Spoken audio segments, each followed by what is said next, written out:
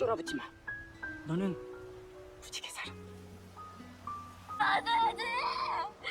평생 죽어라 얼마 시켜놓고 얘기 못하고. Nah, drama kali ini mengisahkan perjuangan hidup Aeson, gadis pemberontak sekaligus petualang yang sangat mencintai buku di tengah budaya patriarki yang rasanya nggak adil bagi gadis penuh mimpi seperti Aeson. Ia juga memperjuangkan mimpinya menjadi seorang penyair, meskipun lahir di keluarga miskin karena ayahnya sudah meninggal dan ibunya hanyalah penyelam di Pulau Jeju. Penasaran dengan kisahnya? Oke, jangan lama-lama guys, langsung saja ke ceritanya. Nah, dialah Aeson yang sudah lanjut usia, menghabiskan hari-hari tuanya dengan membuat puisi.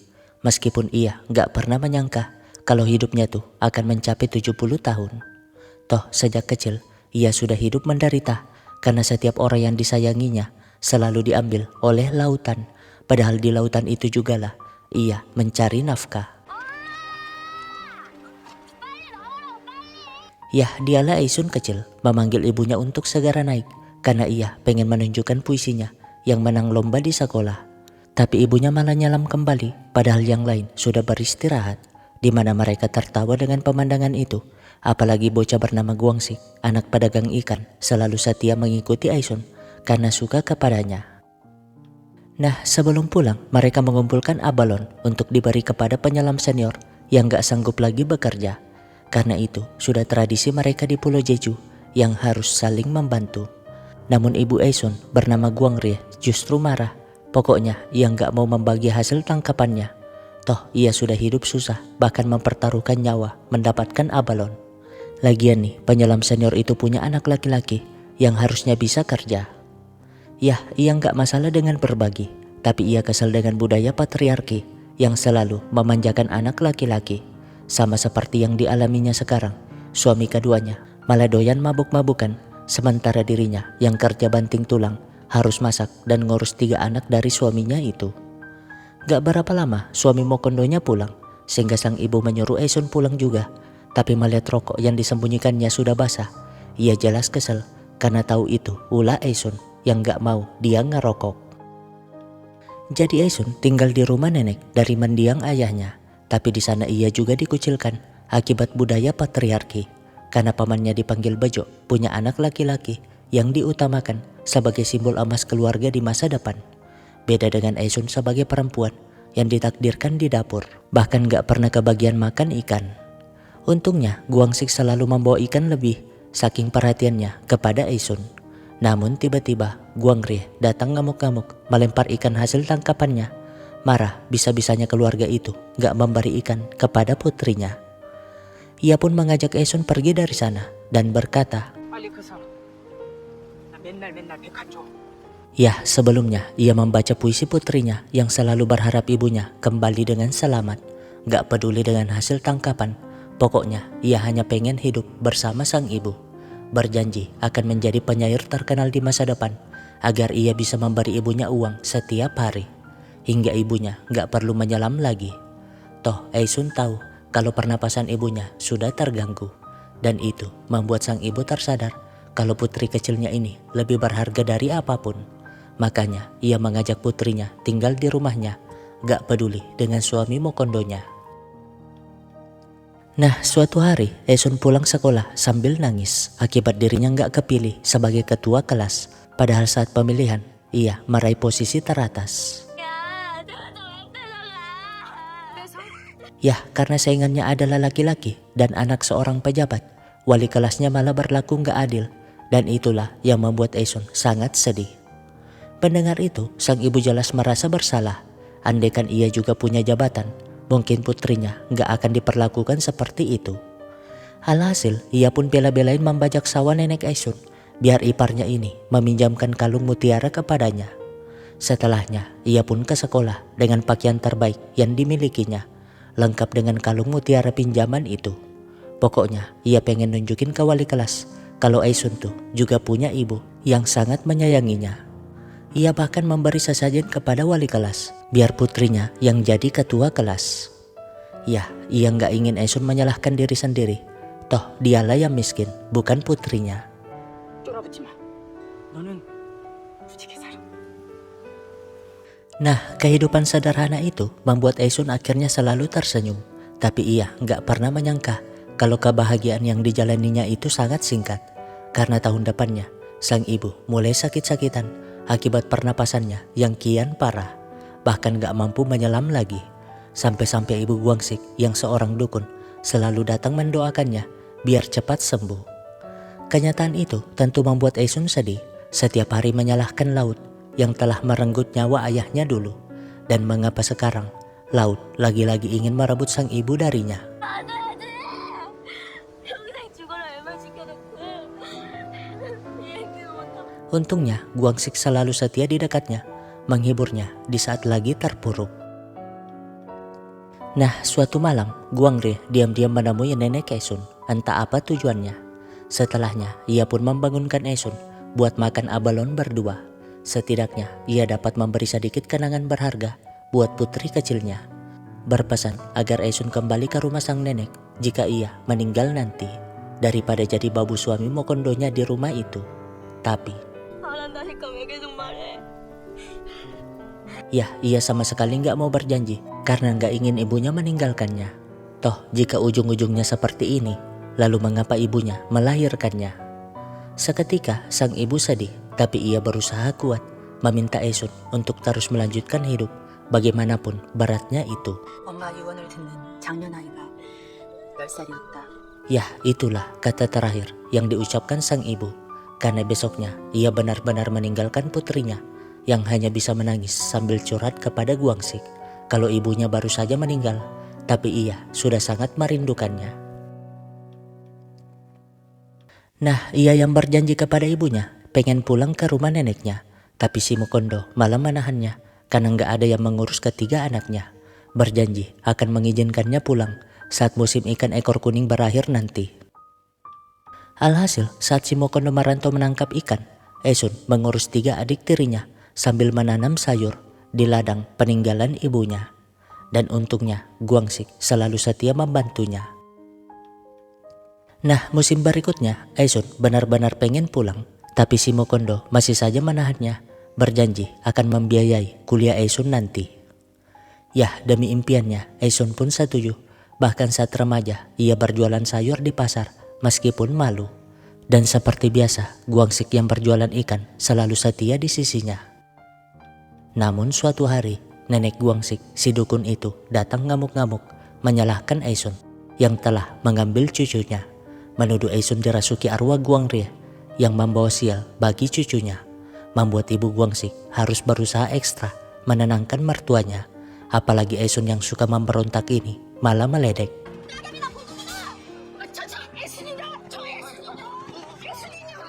Nah, karena masalah itu, Aisun pun mulai protes kepada Guangsik yang selalu perhatian kepadanya, padahal nggak direstui.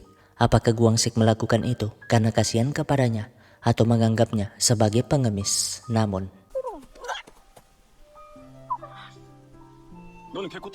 ya, setelah bertahun-tahun, Guangsik akhirnya menyatakan cintanya, meyakinkan kalau ia akan selalu ada di sisi Aisun. Alhasil, sejak saat itu, mereka pun resmi pacaran. Di mana Aisun pulang sambil joget-joget gak jelas, mengira ia akan memulai hari bahagianya. Namun, 춥나보다 하면 너무 뜨겁게. lah, si Mokondo malah selengki dengan gadis dari Seoul bernama Miok. Lalu bagaimana dengan janji si Mokondo yang ingin membiayai kuliahnya? Jadinya Aisun pun pulang ke rumah neneknya dengan tangan kosong. Lagi-lagi harus mendengar omelan si Bejo yang gak jelas itu. Padahal kan keluarga mereka bangkrut akibat anak laki-laki si Bejo yang selalu dibanggakan itu menjual tanah warisan untuk judi. Makanya sekarang sang nenek mulai gak percaya dengan budaya patriarki. Bahkan anak si Bejo hilang entah kemana. Singkatnya, Aisun naik kelas 3 SMA, tapi kondisi ekonomi keluarganya semakin sulit, di mana si Bejo memaksanya putus sekolah dan kerja di pabrik saja. Toh dalam budaya patriarki mereka, utang anak si Bejo juga menjadi utang Aisun. 재주선 여자로 태어나느니 소란하는 게 낫다고. Ya, beginilah nasib wanita di zaman itu, dan mungkin saja masih terjadi sekarang. Nah, karena nggak mau menerima nasibnya itu, Aisun pun menemui Guangsik sambil nangis. bertanya mengapa dirinya harus menghadapi penderitaan ini dan apakah ia akan berakhir seperti ini. 말이라도 좀 그냥 다 해준다고 해. 그냥 별도 달도 다 준다고 하라고. Jadinya mereka pun memutuskan untuk kabur ke Seoul dan untuk biaya hidup Gwang-sik mencuri emas keluarganya. Begitupun Aesun mencuri emas dan baju-baju istri baru Simo Kondo. Toh ia berhak mengambilnya sebagai bayaran janji Simo Kondo dulu. Masalahnya saat sampai di Busan gak ada yang mau membeli emas tersebut. Karena di masa itu anak yang kabur dari rumah dianggap melanggar aturan. Untungnya ada motel yang menerima meskipun dibayar belakangan. Membuat mereka senang menganggap pemilik motel itu baik hati. Rencananya sih mereka tinggal sementara di sana menunggu emasnya laku lalu berangkat ke Seoul.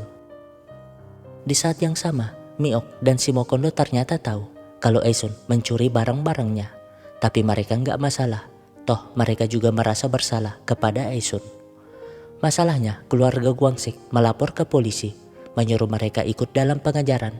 Sementara pemilik motel menghidangkan makan malam lengkap dengan soju, membuat mereka sangat berterima kasih. Gak menyangka pemilik motelnya sebaik ini.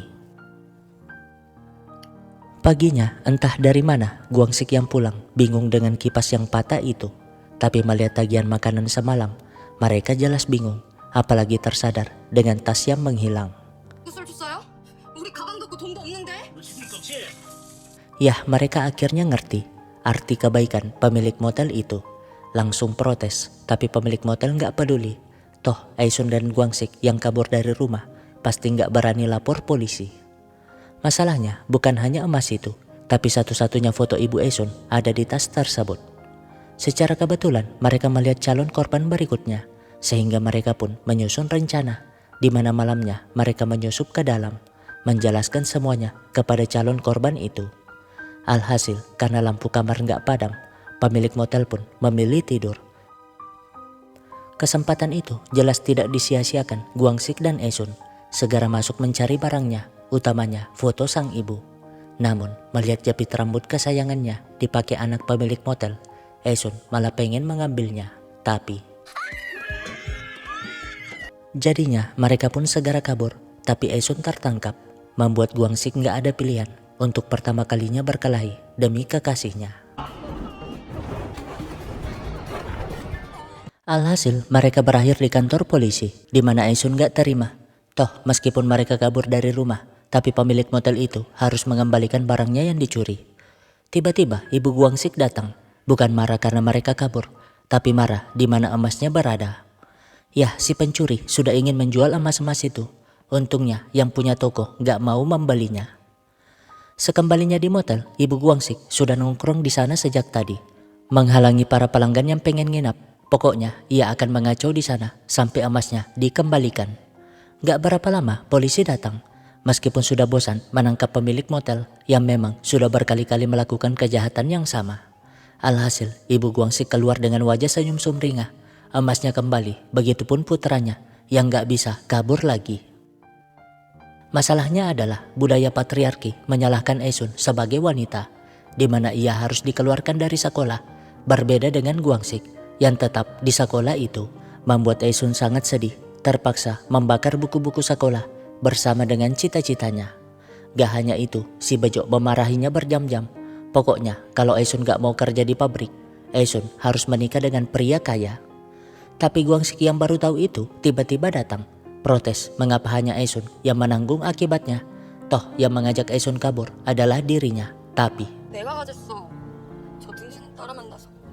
yah, Aesun ngerti bagaimanapun pembelaan mereka, tetap aja dirinya sebagai wanita yang disalahkan. Besoknya ibu Gwang-sik menemui Aesun, menjelaskan kalau ia juga gak bisa membela Aesun karena statusnya sebagai menantu di keluarga itu. Padahal ia juga dulunya menikah dengan ayah Gwang-sik atas dasar cinta, tapi ujung-ujungnya ia gak pernah dibela di hadapan mertuanya. Jadi ia meminta Aesun gak bersikeras menjadi menantu di keluarga mereka, daripada nasibnya berakhir sepertinya. Aesun sih gak masalah dengan itu, karena yang menentukan keputusannya adalah jawaban dari pertanyaannya. Di saat yang sama, Gwang-sik berusaha mempertahankan hubungannya dengan Aesun. Namun Yah, entah apa yang dijelaskan Ibu Guangsik kepadanya. Esun pun setuju dijodohkan dengan duda kaya bernama Sanggil. Padahal dari kata yang keluar dari congornya, dia sangatlah sombong. Lihat aja alisnya yang naik turun macam lintah darat. Tapi mau diapa, hanya itulah harapan Esun satu-satunya. Karena meskipun duda, Sanggil adalah anak pemilik banyak kapal di Pulau Jeju. Bahkan kakak si Sanggil adalah ketua nelayan yang menentukan nasib hidup orang banyak di sana. 그냥 내 팔자가 신문가 봐요. Malamnya, para penyelam yang mendengar kabar Aisun jelas nggak terima. Protes ke keluarga Guangsik. Jadinya, Guangsik akhirnya tahu masalah perjodohan itu. Alhasil, ia membawa seluruh ikan dagangannya ke rumah Aisun. Pengen nunjukin kalau dirinya tuh nggak akan membuat Aisun kelaparan jika hidup bersamanya. Tapi, 네 어망한테가 물어봐라. 뭐라고 애코트레를 깼나? di saat yang sama, Sanggil yang abis mengajak Esun jalan-jalan malah menyinggung tentang apa yang dilakukan Esun saat kabur bersama Guangsik. Namun Guangsik tiba-tiba datang menarik Esun ke ladang penuh kenangan itu. Meyakinkan kalau dirinya juga dapat membahagiakan Esun, bahkan memberikan cincin tunangan yang lumayan mahal. Tapi, 오빠랑 살면 어차피 도안이면 되잖아. ya Esun menjelaskan kalau ia nggak akan pernah bahagia bersama Guangsik. Selain keluarga Guangsik nggak menerimanya, ia juga pengen mengubah nasibnya. Toh selama bertahun-tahun mereka bersama, gak ada yang berubah. Jadi ia meminta Guangsik pergi agar ia bisa hidup. Membuat Guangsik gak bisa apa-apa selain menangis di sana. Padahal saat Guangsik pulang, Esun mencari cincin yang dibuangnya tadi. Tapi sampai pagi, ia tidak menemukannya. Singkatnya, Guangsik berangkat ke Seoul mewakili Pulau Jeju dalam pekan olahraga nasional. Setidaknya, ia nggak melihat Esun menikah dengan si Sanggil, di mana para penyelamnya melepas kepergiannya, menyinggung keluarga Guangsik yang tega menjadi penghalang cinta dua anak muda itu. Ya, sebelumnya Esun bertanya apa Guangsik benar-benar salah satu atlet terbaik di Pulau Jeju, sehingga ibu Guangsik pun berbohong kalau putranya tuh memang atlet terbaik. Jadinya saat itu Esun setuju melepasnya karena ia juga pengen Guangsik mengejar impiannya. Padahal mah Guangsik jadi atlet karena gabut aja. Toh yang terpenting baginya hanyalah Esun. Hanya bisa bersedih membayangkan Esun kini menikah dengan pria sombong itu. Ya sekarang Esun lagi mencoba pakaian nikah, tapi melihat kelakuan si Sanggil yang semakin sombong, ia pun memohon agar Sanggil memperkerjakannya saja sebagai pembantu. Namun, 마누라 하나 얻으면 살림 일자리 공짜인데 내가 왜? 아니 쟤 왜요? jelas dong Esun semakin terpukul. Ternyata pria gila ini hanya akan membuatnya menderita. Jadinya ia pun kabur dari sana, segera berlari ke dermaga, membuat ibu-ibu di sana terkejut, utamanya ibu dan nenek Guangsik. Tapi membiarkannya, toh kapalnya udah jauh. Namun entah kekuatan cinta atau apa namanya, Guangsik mendengar teriakan Esun dan melihatnya memanggil namanya di ujung dermaga itu. Ia pun langsung melompat bagai ikan lumba-lumba yang membalah lautan demi memperjuangkan cintanya. Yah, inilah definisi dari gunung kan kudaki, lautan pun kan ku seberangi. Membuat ibu dan nenek Guangsik pasrah, berbeda dengan emak-emak penyelam yang tentu sangat bahagia. Singkatnya, meskipun tinggal di rumah keluarga Guangsik, mereka mencoba untuk hidup bahagia bersama anak perempuan pertama bernama Gumyong. Yah, di musim semi itu, Esun benar-benar bahagia. Dia yang dulu kehilangan sosok ibu, kini menjalani hidup menjadi seorang ibu. Tapi pertanyaannya, dari mana Guangsik membeli cincin yang dilempar Esun? Yah, dini hari saat nginap di motel itu, Guangsik diam-diam keluar untuk menukar emas dengan cincin nikah. Meskipun sekarang cincin itu menghilang, tapi Guangsik tetap memberikan cincin yang sangat indah. Lalu apakah masalah hidupnya akan berakhir di sini? Oh, tentu tidak. Toh ujian hidup sebenarnya adalah berumah tangga.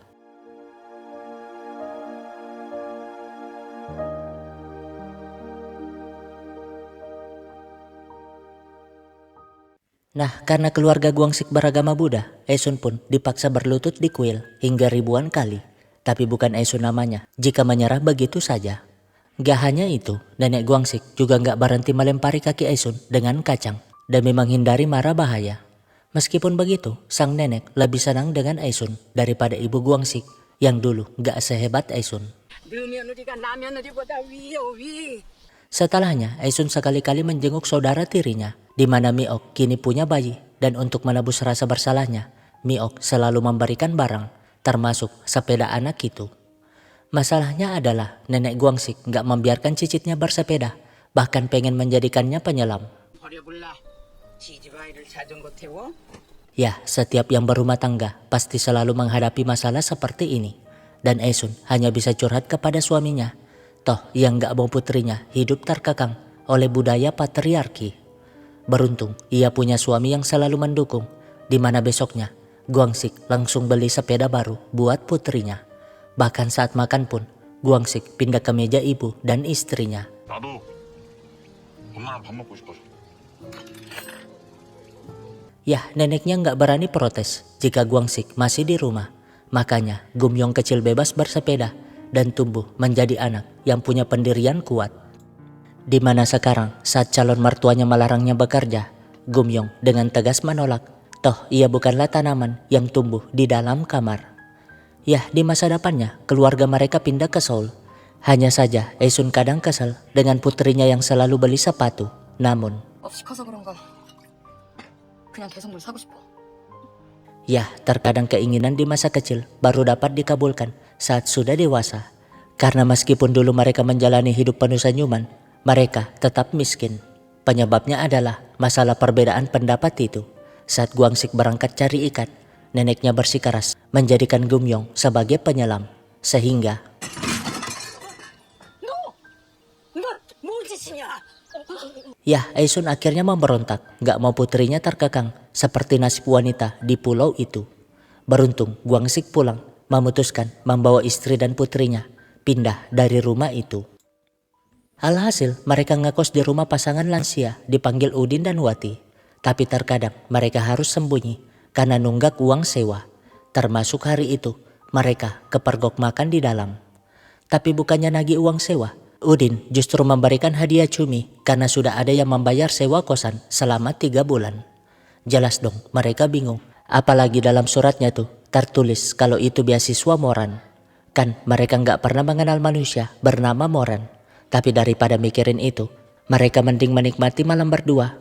Kan Udin jadi kesel, padahal pengen beli camilan. Tapi mengapa pasangan anak muda itu cepat kali padamin lampunya.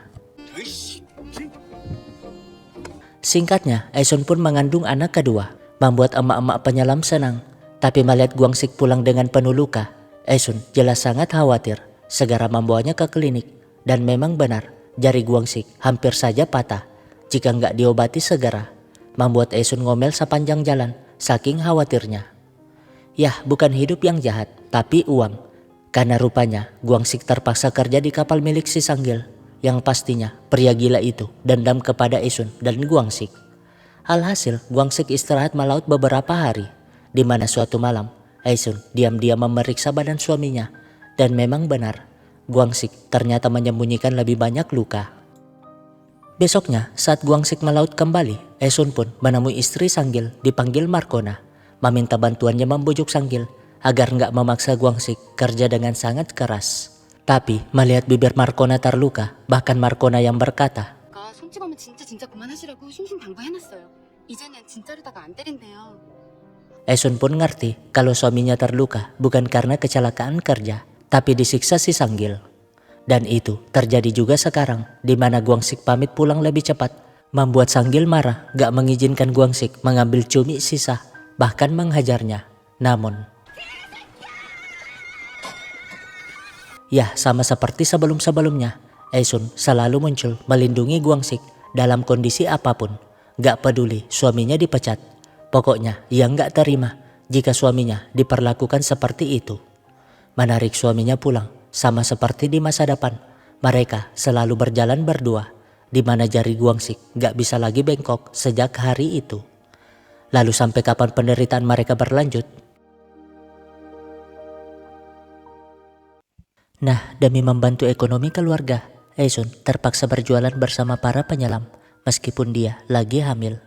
Hanya saja ia selalu sedih ketika melihat suaminya yang belum dapat kerja, merenung sepanjang hari. Mana berasnya sudah hampir habis, apakah Livia solusinya? Oh tentu tidak, Aisun hanya dapat menghibur suaminya meyakinkan kalau akan ada pelangi setelah badai berlalu. Tapi kan dalam otak seorang ayah, harusnya dia jadi pahlawan di saat seperti ini. Tapi mengapa justru dirinya yang jadi beban? Anehnya, berasnya selalu terisi, entah siapa pelakunya, seolah-olah dewa gak membiarkan mereka kelaparan. Meskipun begitu, Esun yang benar-benar kesulitan terpaksa ke rumah neneknya, nangis-nangis akibat si Bejo sudah berjam-jam ngomel gak jelas. Ya, gimana gak kesel, udah berkali-kali Bejo memberi saran agar Esun nikah dengan duda kaya itu, tapi Esun milihnya si Guangsik yang miskin. Ya, beginilah salah satu badai yang biasa menerpa kehidupan rumah tangga. Tergantung cara menyikapinya, apakah pasangan akan menyerah dan saling menyalahkan, atau seperti mereka yang berusaha saling menyayangi. Namun tengah malamnya, sang nenek tiba-tiba datang memberikan tabungan hasil jualan kue di zaman perang yang selama ini disembunyikannya dari si Bejo.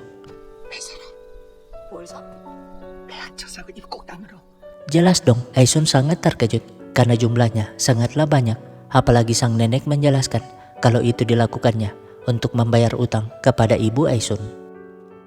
Jadi malam sebelum meninggal, Guangre ternyata mengajak mertuanya ke studio foto karena sudah tahu kalau ia nggak lama lagi akan meninggal. Sang nenek sih pengen foto juga, tapi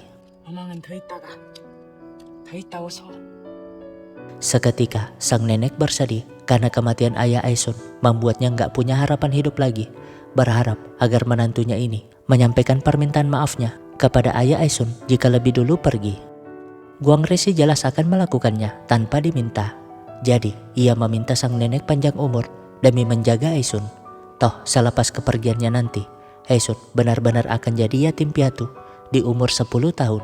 Dan jika bukan kepada sang nenek, lalu kepada siapa lagi? Aisun bersandar, menjelaskan kalau selama ini tuh Aisun gak banyak permintaan kepadanya. Jadi suatu saat nanti ketika Aisun hanya menangis tanpa meminta, maka disitulah sang nenek harus membantunya.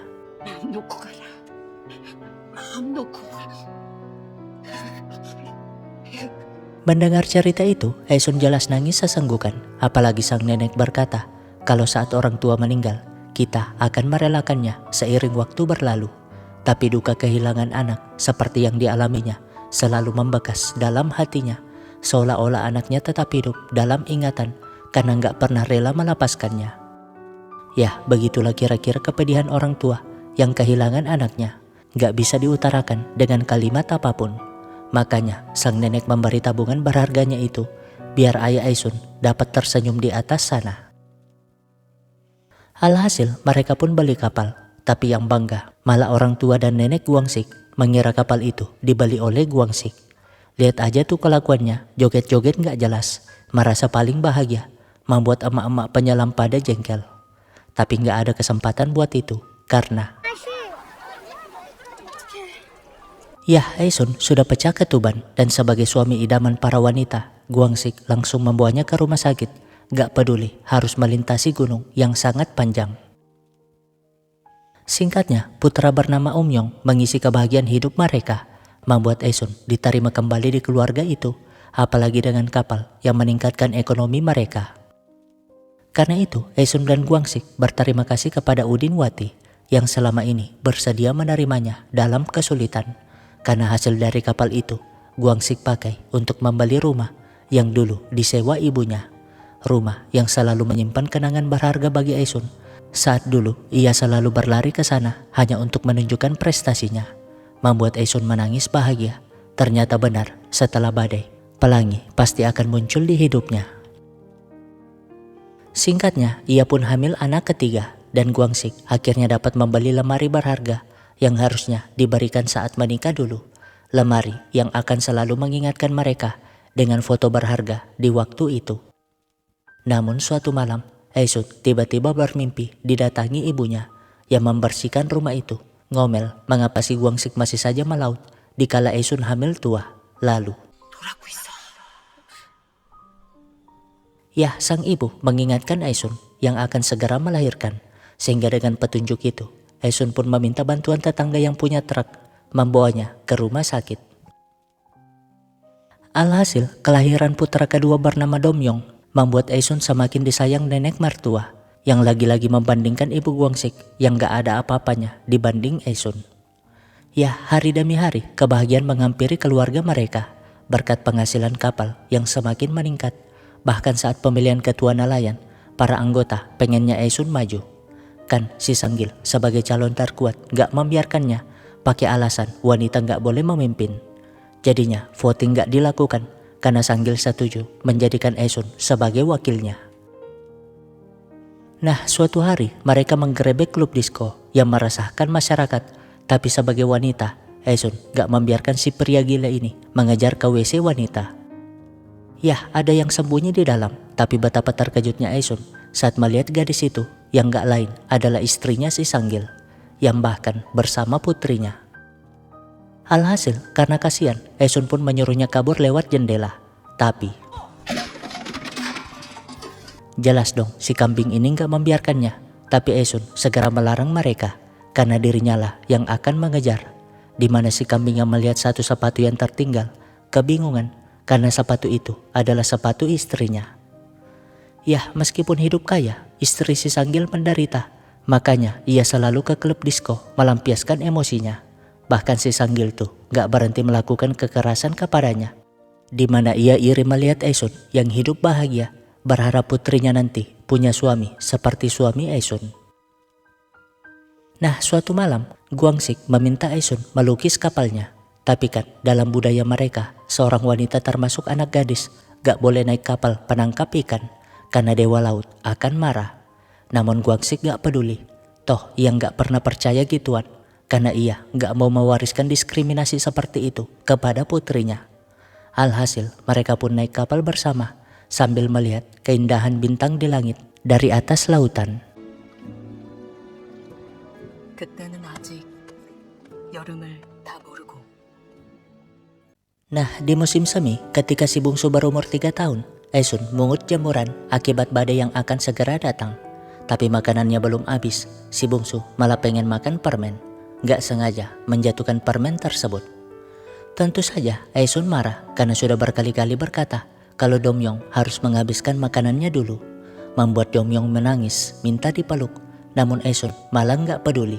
Apalagi ya, saking paniknya ia langsung ke sana sambil meminta tetangga mengawasi anaknya. Padahal kan tetangganya itu lagi tidur. Gak berapa lama ia pun pulang bersama Gumyong yang ternyata cuma jatuh dari sepeda. Membuatnya ngomel-ngomel sepanjang jalan. Mengapa Gumyong keluyuran padahal lagi badai. Namun melihat tetangganya itu tidur, Esun jelas panik. Tapi terlambat, kedua putranya gak ada di rumah. Gak berapa lama emak-emak penyelam datang membawa Umyong yang ditemukan berlari ke dermaga tadi. Namun 엉명이는 너 데리고 있던 거 아니야? ya, tadi saat Esun keluar, Umyong mengejarnya sehingga si bungsu yang sendiri malah keluar juga. Di saat yang sama, Guangsik membantu para nelayan memperbaiki pembatas desa yang lambat selesai akibat si kambing bisanya cuma jadi mandor pemalas. Namun kabar hilangnya Domyong membuatnya panik.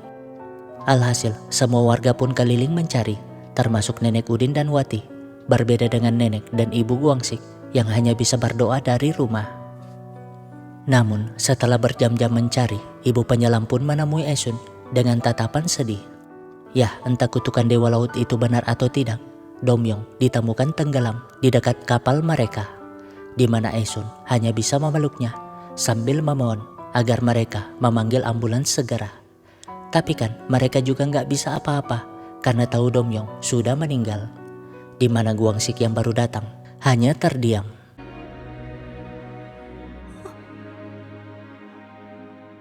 Ya, untuk pertama kalinya hati mereka yang sekeras baja itu runtuh. Padahal mereka lagi bahagia-bahagianya. Tapi kematian si bungsu menghancurkan semuanya. Nah, sejak hari itu hidup mereka hampa. Hidup gak minat, mati pun gak bisa. Dimana Esun hanya bisa memeluk sendok yang terakhir dipakai putranya sambil menyesali kejadian hari itu. Mengapa ia gak memeluk putranya? Yah, dulu ayah dan ibunya diambil oleh laut dan sekarang giliran putranya. Membuat Esun benar-benar menderita. Begitupun dengan Guangsik yang gak berani melihat laut selama berhari-hari. Bahkan anak mereka terlantar.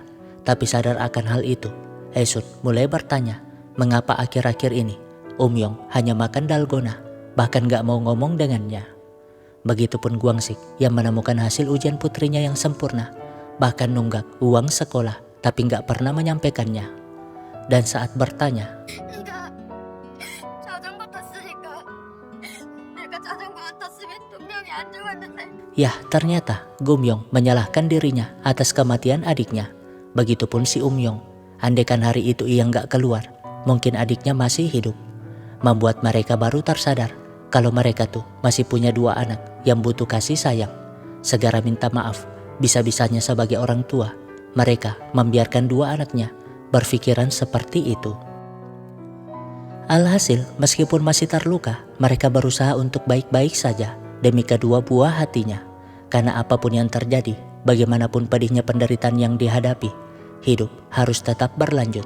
Walaupun luka itu gak akan pernah dapat terobati, bahkan dengan melintasi ribuan tahun sekalipun. Dimana sebagai kepala rumah tangga, Guangsik berusaha untuk baik-baik saja, menjelaskan kepada Esun kalau kejadian ini tuh bukan salah mereka, tapi takdir yang telah menentukan.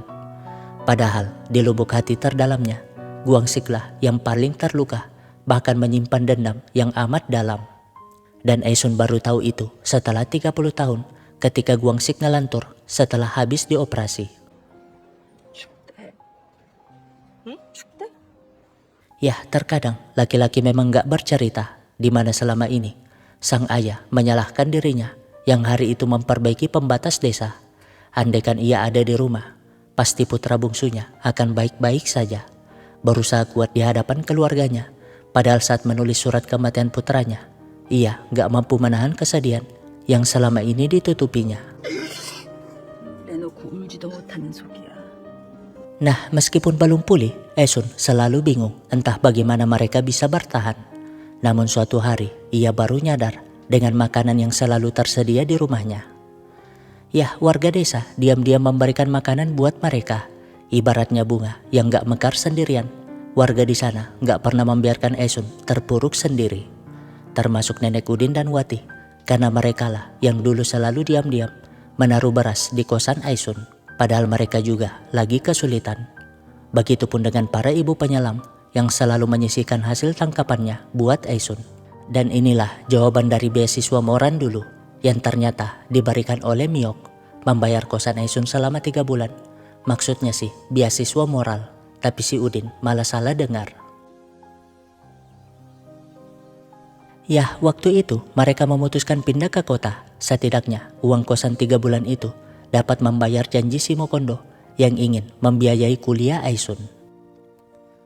Singkatnya, meskipun Aisun gak dapat menggapai mimpinya, tapi Gumyong yang beranjak dewasa berhasil lulus di Universitas Seoul, membuat mereka kembali bahagia untuk pertama kalinya menginjakkan kaki di kota Seoul, mengantar Gumyong menggapai impiannya. Namun, 우리 금명이에요?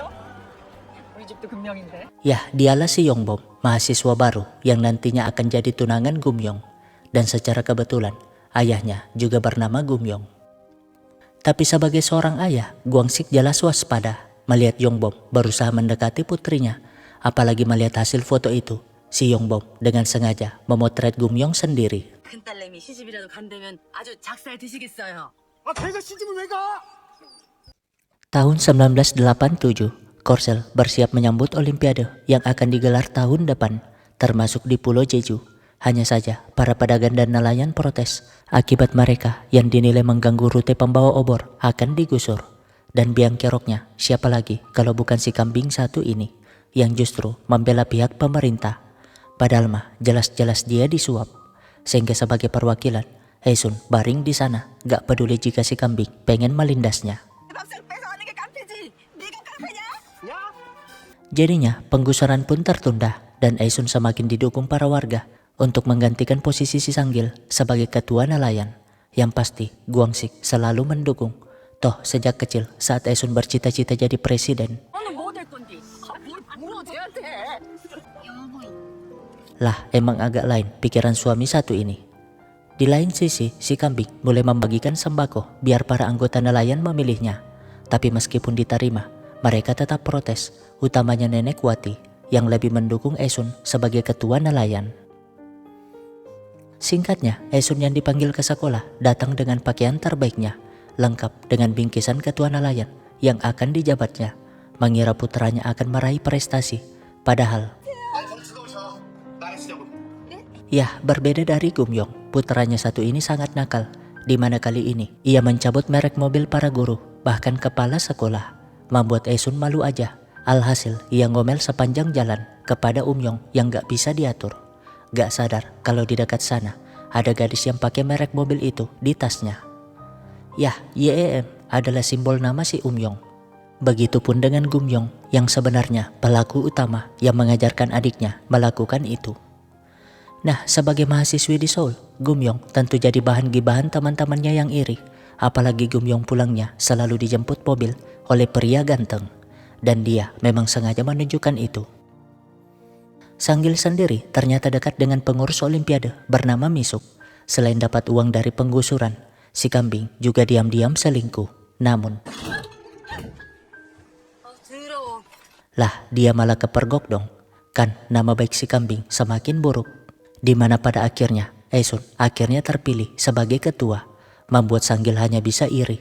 Lihat aja tuh matanya, macam orang banyak utang. Bahkan istrinya si Markona lebih mendukung Esun karena sudah muak dengan sikap si kambing. Yah, meskipun impiannya menjadi penyair nggak tercapai, setidaknya Esun dapat mengabulkan satu impiannya itu. Hanya saja kesibukannya membuatnya nggak sadar dengan putranya yang diam-diam bermain api. Di lain sisi, pria bermobil ini ternyata bukan pacar Gumyong, tapi supir dari anak kaya yang Gumyong ajar. Toh sampai sekarang Gumyong masih pacaran dengan si Yongbom yang lagi wajib militer. Namun Yongbom yang cuti jelas terkejut melihat Gumyong berada di mobil mewah itu. Jadinya Yongbom pun mulai curhat kepada teman-teman kampus yang pastinya mereka manas-manasi si Yongbom untuk putus karena yang satu ini suka kepada Yongbom. Nah, di zaman itu ngajar privat buat anak SMA yang pengen ujian masuk kampus adalah hal yang dilarang. Makanya Gumyong selalu ngaku kalau supir ini adalah pacarnya. Lagian saat privat, Gumyong gak benar-benar mengajar karena siswanya bernama Jenny adalah anak pemalas. Gumyong sih gak peduli, yang penting mah ia dibayar mahal karena setiap pulang ia bebas mengambil bayarannya yang ada di guci itu. Namun hari ini Ibu Jenny pengen menemuinya, tapi anehnya pembantu dipanggil Ija berkata, gak berapa lama Ibu Jenny pun datang, bukan memperpanjang kontrak, tapi menunjukkan berkas yang sudah dipalsukan kalau Gumyong tuh harus menggantikan Jenny dalam ujian masuk kampus, dan itu sebuah pidana. Di saat yang sama, Guangsik ternyata ada di dekat kampus, mengira putrinya masih tinggal di asrama. Tapi melihat pria berbaju tentara di sana, kok rasa-rasanya ia sangat kesal. Segera menegurnya dan firasatnya benar dong. Dia si Yongbom, laki-laki yang sejak lama pengen ditampolnya. Gumyong sendiri langsung menolak tawaran itu, gak peduli dengan segala ancaman Ibu Jenny. Namun saat keluar, satpam menghentikannya karena ia dituduh mencuri uang. Tentu saja Gumyong emosi langsung mengembalikan uang bayaran itu. Namun ya, inilah ancaman Ibu Jenny yang gak membiarkan Gumyong menolak tawarannya.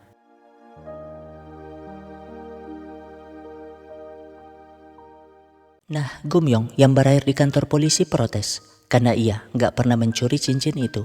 Tapi polisi gak peduli. Pokoknya Gumyong harus menelpon ayahnya sekarang. Padahal kan ayahnya sudah menunggu sejak tadi. Meskipun kesal melihat si Yongbom yang menunggu bersamanya. Bahkan ngaku sebagai pacar walaupun telah dicampakkan. Jenny sendiri protes kepada ibunya yang bohong kalau cincinnya dicuri. Tapi ibunya gak peduli. Yang penting anaknya harus lolos dalam ujian masuk kampus. Namun Ija yang sejak awal tahu rencana majikannya, diam-diam mengambil cincin yang dimaksud. Pura-pura menemukannya di sana, meminta majikannya untuk menelpon polisi agar Gumyong dibebaskan. Tapi karena majikannya menolak, Ija pun ngancam akan membuang cincin tersebut.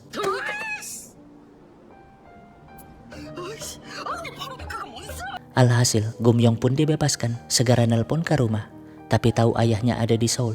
Ia jelas khawatir segera pulang menemui ayahnya yang sejak tadi menunggu di sana, tanpa si Yongbom yang sudah diusir ayahnya tadi. Hal itu membuat Gumyong sedih, terpaksa jujur kalau ia sudah diusir dari asrama kampus akibat nilainya turun, dan sekarang harus ngekos di pinggiran kota Seoul. Meskipun begitu, Gwangsik gak mempermasalahkannya. Toh sebagai seorang ayah, ia akan tetap mendukung putrinya apapun keputusannya. 나해. 아버지 아직 여기 있잖아. Membuat Gumyong teringat kalau sejak dulu sang ayah gak pernah membiarkannya sendiri saat dia kesulitan, dan itu membuat tangisannya pecah saat mengantar ayahnya ke terminal. Berbeda dengan dulu, dia selalu tersenyum ketika melepas kepergian sang ayah yang bekerja. Sekarang ia selalu sedih saat melepas sang ayah yang pulang ke Pulau Jeju. Beralih ke Ibu Jenny yang protes mengapa Ija menolong gadis itu, tapi Ija malas membagi ceritanya. Lagian Ibu Jenny gak mungkin memecatnya. Toh dulu dirinya adalah bosnya Ibu Jenny di sebuah klub malam, di mana ia hanya bisa mengingat kisah itu saat dulu Gumyong menolongnya. Yah, dialah ibu-ibu yang hampir jadi korban pemilik motel di Busan. Bukti kalau nggak ada kebaikan yang sia-sia. Singkatnya, setelah tabungannya kekumpul, Aesun pun menyewa warung di kota Pulau Jeju. Setidaknya ia nggak lagi kesana kemari berjualan, mengingatkannya saat dulu warung itu adalah tempat di mana ia hampir saja dinikahi si kambing jahanam itu. Dan saking baiknya, Aesun juga mengajak ibu penyelam berjualan di warung tersebut tanpa dipungut biaya. Gumyong sendiri direkomendasikan dosen untuk berangkat ke Jepang dalam rangka pertukaran pelajar. Tapi kan ia sadar gak punya biaya, apalagi di masa itu mata uang Jepang jauh di atas mata uang Korea. Dan meskipun ibunya siap membiayai, tapi Aesun menolak karena gak mau menyulitkan ibunya. 그 돈 있으면 좌판이야 저도. 아유, 나도 접고 싶다 접고 싶어. 근데 저게 Yah, perdebatan yang biasa terjadi antara ibu dan anak, di mana Gumyong memilih cari uang sendiri daripada melihat ibunya masih berjualan di umur yang harusnya sudah pensiun. Hal itu jelas membuat Aesun sangat sedih. Toh ia nggak akan membiarkan impian anaknya terhenti seperti nasibnya dulu. Alhasil mereka pun memutuskan untuk menjual rumah itu, rumah dengan sejuta kenangan berharga. Tapi demi putrinya, ia tetap melakukannya. Setidaknya semua kenangan itu tetap tersimpan di hatinya, di mana mereka pun menyewa apartemen di kota Pulau Jeju. Dengan begitu, Gumyong bisa ke Jepang meskipun nangis sepanjang jalan. 나는 그들의 꿈을 먹고 날아올랐다. 엄마의 꿈을. Berbeda dengan si Umyong yang kesel mengapa ortunya lebih memikirkan kakaknya dibanding dirinya yang masa depannya gak jelas itu. Dan Aesun gak sadar akan hal tersebut karena yang dipikirannya sekarang adalah impiannya dulu harus dilanjutkan oleh putrinya. 이들이 날면 꼭 내가 나는 것 같아. 내가. Nah, meskipun rumahnya dijual, Aesun tetap membawa lemari andalannya, membuat semuanya pusing, utamanya si Umyong yang harus mengangkat lemari itu ke lantai atas. Karena Umyong merasa kalau yang difikirkan ibunya hanyalah kakaknya, sehingga ia pun jadi masa bodoh, selalu keluyuran entah kemana. Untungnya rumahnya itu dekat dari warung yang disewa, sehingga Aesun gak repot berjualan, karena satu-satunya yang bikin pusing kepalanya saat ini hanyalah si Umyong yang tiba-tiba pulang sekolah dengan gaya rambut berbeda, entah dari mana idenya. Di mana foto itu pun dikirim ke Gumyong, yang pasti Gumyong selalu sedih. Dirinya enak-enak kuliah di Jepang, sementara ibunya masih harus berjualan. Berjanji gak akan lagi menyusahkan dan merebut impian mereka. Singkatnya, sekembalinya dari Jepang, ia terpaksa ngekos di tempat murah, yang satu tempat dengan pemilik kos, dipanggil Yanto. Sementara Umyong yang lulus SMA, berakhir jadi pengangguran, pengen dikuliahin, tapi dianya menolak, karena yang dipikirannya sekarang hanyalah cinta. Dan Aesun selalu salah paham, mengira putranya belajar bersama teman di kamar. Nah, suatu hari, anak pemilik kos dipanggil Yanti membawa pacarnya masuk ke rumah. Tapi sialnya, bapaknya datang, membuatnya panik, menyuruh pacarnya bernama Chungsop sembunyi di kamar Gumyong. Dan Gumyong gak bisa apa-apa, terpaksa membantunya. Di saat yang sama, Gwangsik menemukan keanehan di kamar putranya, segera memeriksa. Begitupun si Yanto, dan benar aja dong, mereka sama-sama memergoki pacar anak masing-masing. Jadinya si Om Yong memperkenalkan pacarnya selama ini, gadis yang dulu pakai tas inisial YEM itu. Jelas dong mereka terkejut, utamanya Esun. Baru nyadar kalau Hyun Suk adalah anak si kambing kesurupan itu. Teringat saat dulu Markona memang menyarankan putrinya untuk cari suami seperti Guangsik. Dan sekarang itu terjadi bahkan dengan anaknya Guangsik langsung. Membuat Esun pusing sepanjang hari. Bagaimana bisa keluarganya lagi-lagi harus terhubung dengan keluarga si kambing tukang seruduk itu. Di lain sisi, Gumyong yang berusaha cari kerja malah nggak sengaja bertemu Chung Sop. Dan karena itu, Chung Sop pun menawari kerja di tempatnya. Ya, sebagai mahasiswa seni, Chung Sop kerja di bioskop sebagai tukang buat poster film. Tapi selalu kena marah bosnya, akibat Chung Sop semau-maunya melukis. Lihat aja poster yang lebih banyak pemandangan itu daripada pemain filmnya. Kan orang-orang di zaman itu nonton karena melihat siapa pemainnya. Gumyong sendiri diterima sebagai penjual karcis. Namun tiba-tiba ada orang aneh yang beli karcis pakai koin dan cincin. Jelas dong Gumyong minta diganti segera karena ia sudah kangen dengan orang itu yang gak lain adalah pacarnya. Ya, setelah sarjana, Yongbom lanjut S2 di Amerika, bela-belain pulang demi menemui Gumyong yang sangat dicintainya. Di mana mereka gak sadar kalau Chung Sop melihatnya dari atas sana. Nah, saat ngantar pulang, si Yongbom protes mengapa Gumyong tinggalnya di area kumuh itu, menyuruhnya pindah segera, tapi 몰라서 그런데. 서울을 모르는 건 너지. ya Gumyong malas mendengar pacarnya ngomong sombong seperti itu. Dan lagi-lagi si Chung Sop ada di sana. Nah, suatu hari Gumyong disuruh ngantar makanan buat Chung Sop, membuat Gumyong terkagum-kagum melihat semua lukisan itu. Sialnya, Chung Sop ternyata ada di dalam lagi bertengkar dengan si Yanti, di mana Yanti minta kejelasan hubungan. Tapi gimana mau mastiin kalau Chung Sop nggak yakin, apalagi si Yanti sudah berkali-kali selingkuh darinya. Sialnya, telepon dekat Gumyong berdering, membuat Yanti yang melihatnya salah paham, mengira pacarnya selingkuh dengan si Gumyong. Alhasil, sejak hari itu, Yanti selalu membuang sepatu Gumyong di depan kosan. 주풍에서 춘풍으로 마음에선 내내 소리가 났다. Nah, beralih ke kehidupan si kambing kesurupan ini, yang hobinya mabuk gak jelas, akibat proyeknya sudah berkurang. Marah-marah ke bininya, membuatnya selalu bertengkar dengan anaknya, karena semua anaknya tuh membela sang ibu. Markona sih hanya bisa bersabar dengan kelakuan suaminya, saking sabar dan gak pedulinya lagi. Ia rela bertahan selama mungkin, hanya untuk melihat si kambing kesurupan karena asap dalam kubur. Namun, masalah di rumah itu gak hanya si kambing, tapi juga Hyun Suk. 야, 넌 하늘이 같았으면 나한테 빠따 맞았어. 알아? Ya, kakaknya nggak terima jika Hyun Suk pacaran dengan si Yong. Alhasil, Yong pun minta putus setelah dihajar kakaknya Hyun Suk, membuat Hyun Suk nangis-nangis. Maunya tuh si Yong gentle dikit sebagai laki, tapi mengapa nyerah hanya karena dipukul sekali. Lah, gimana nggak nyerah dong kalau kakak Hyun Suk adalah ketua preman di kota itu. Kan ia nggak bebas kemana-mana jika masih mempertahankan hubungan tersebut. Membuat ibu-ibu penyelam yang ngantar jadi kesel. Bisa-bisanya kedua orang itu macam bendera Korea yang nggak mau dipisahkan. Sementara Gumyong, lain juga masalahnya ke apartemen Yongbom buat ngasih kejutan, tapi calon mertuanya malah ada di sana. Dan Yongbom yang datang malah mengira ibu dan pacarnya itu akur. Padahal kan hanya Yongbom yang senang di hari itu. Berbeda dengan ibunya yang sejak awal nggak suka kepada Gumyong. 너는 내 프라이드야. 엄마 너무 자존심 상해. Ya, masalah yang selalu terjadi di antara pasangan yang beda kasta. Karena maunya sang ibu mertua, Yongbom harus nikah dengan gadis yang sekelas, bukan gadis kampung seperti Gumyong. Dan disitulah para pria akan diuji, apakah milih ibunya atau pacarnya. Singkatnya, bos di bioskop pusing karena ibu yang disangkanya mafia tiket itu lagi-lagi muncul di luar. Tapi Gumyong yang melihatnya seketika ngerti, segera mengajaknya masuk ke dalam. 노래하는 영화가 진짜 좋대요. 인기 많아서 재개봉하는. Yah, ibu bernama Bunhui ini adalah emaknya si Chung Sop.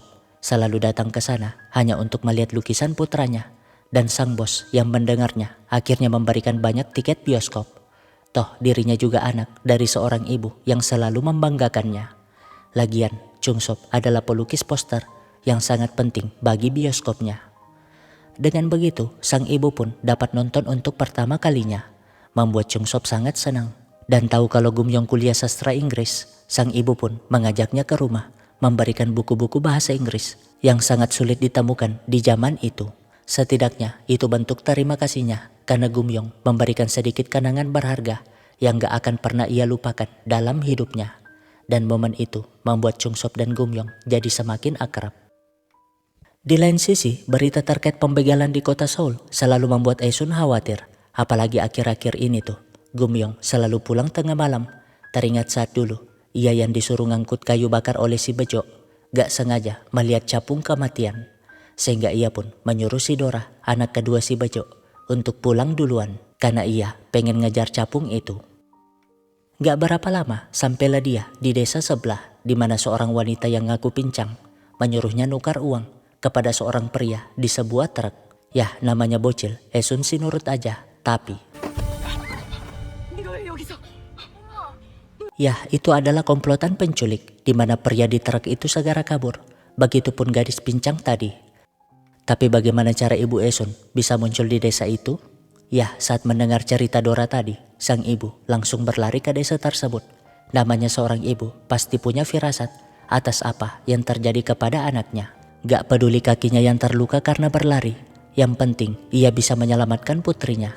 Di mana capung kematian tadi berganti menjadi kupu-kupu yang sangat indah, sebagai simbol sang ibu yang selalu memberikan banyak kenangan indah bagi anak-anaknya. Karena kejadian itu gak pernah sekalipun dilupakan sang ibu, padahal sudah lama, tapi ia masih mencari komplotan penculik tersebut. Dan suatu hari, saat ia benar-benar menemukannya, ibu yang anaknya kenal sebagai malaikat, seketika berubah jadi monster kesurupan, menangkap komplotan yang hampir mencelakai anaknya.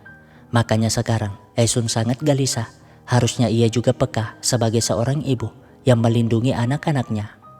Tapi, sebagai gadis yang beranjak dewasa, Gumyong juga punya ego yang gak ingin dikhawatirkan oleh ibunya. Merasa kalau dirinya yang sudah besar bisa melindungi diri sendiri. Namun suatu malam, Aesun memimpikan semua kejadian tragis dalam hidupnya. Termasuk saat putra bungsunya meninggal. Membuatnya benar-benar gelisah. Sehingga malam itu juga ia berangkat ke Seoul. Dan benar aja, dini hari di kosan itu, putrinya hampir saja tewas keracunan karbon monoksida akibat arang terbakar. Untungnya, Aesun sampai tepat waktu, segera mendobrak kamar sebelah. Padahal Chung Sop dan Yanti mau lamaran, tapi tahu Gumyong harus dilarikan ke rumah sakit. Chung Sop langsung menggendongnya, karena kosan tersebut gak dapat dilalui ambulans. Yah, berkat Chung Sop, Gumyong pun dapat tertolong. Dan insiden itu menyadarkan Gumyong dengan peran penting orang tua. Sama seperti dulu, ia hampir saja meninggal akibat meluncur dengan sepeda. Untungnya, ibunya teriak minta tolong. Dan ayahnya segera menyelamatkannya. 그 새 가슴이 수없이 철렁하던 걸 조금만 더 하면 채해줄걸. 또 너무 늦게 후회했다. Nah, Chung Sop pun berusaha menenangkan Aesun yang gelisah sejak tadi. Berkata kalau Aesun tuh harus sehat agar Gumyong tetap merasa aman. Tapi tiba-tiba si Yongbom datang dengan wajah gelisahnya. Langsung ngajak Gumyong nikah biar ia bisa menjaganya sepanjang hari. Berjanji akan melakukan apapun biar hubungan mereka direstui. Kan Aesun jadi teringat masa lalu saat Gwangsik berusaha menikahinya. Dan ia gak ingin putrinya merasakan kesulitan sepertinya dulu. 나도 별로라고.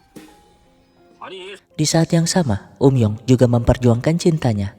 Tapi mendengar cerita emak-emak penyelam tentang hubungan Aesun dan si kambing itu, Yong gak bisa apa-apa, baru nyadar dengan kesulitan ayahnya jika dia tetap mempertahankan hubungannya. Alhasil, ia benar-benar pisah dengan Hyunsuk, nangis sepanjang jalan, membaca buku diarinya bersama Hyunsuk. Dan biar cepat move on, ia pun memutuskan ikut wajib militer. Sementara Gumyong yang sudah sembuh nampak sedih setelah tahu Chung Sop ikut wajib militer. Apalagi Chung Sop meninggalkan sebuah lukisan untuknya. Lukisan dirinya yang sangat indah, tanda kalau Chung Sop sebenarnya menyimpan perasaan kepadanya. Tapi meskipun begitu, Gumyong tetap mempertahankan hubungannya dengan si Yongbom yang berjanji akan memilihnya dibanding keluarganya. Singkatnya, pasangan di mabuk cinta itu pun memberanikan diri menggelar acara tunangan, menganggap kalau apapun dapat mereka hadapi atas dasar cinta. Tapi kan ibu Yongbom sudah sejak awal gak suka kepada Gumyong, apalagi si Yongbom mentalnya gak seperti Gwansik, dimana saat Gumyong nyendok sup buat mereka, 설마 아니 숭늉이야 잘 뜨겠지? membuat Esun dan Gwansik merasa gak enak karena sejak dulu tuh ia memang mendidik Gumyong bukan sebagai ibu rumah tangga, tapi wanita mandiri yang dapat mengejar cita-citanya. Jadinya Esun menggantikan Gumyong menghidangkan sup itu, dan pastinya Gumyong sangat sedih, berusaha bertahan demi cintanya. Bahkan saat di jalan ketika calon mertuanya terus menyinggung, ia hanya bisa menangis. 저한테 너무 막 하지 말아주세요. 우리 엄마 아빠 울어요. Sementara mereka sebenarnya gak setuju dengan pernikahan tersebut, tapi karena putrinya sangat mencintai pria yang gak jelas itu, mereka terpaksa setuju saja. Singkatnya, Esun lagi-lagi harus buru-buru ke toko pakaian tempat mereka bikin baju pengantin akibat ibunya si Yongbom gak suka menunggu. Meskipun begitu, Esun berusaha bersabar demi pernikahan putrinya, bahkan rela menguras tabungannya demi mas kawin putrinya. Tapi mak lampir ini hanya ngambil gitu aja, seolah-olah gak menghargai usaha calon besannya. Nah, tahu ibunya ngobrol berdua dengan ibu Gumyong, Yongbom sangat panik.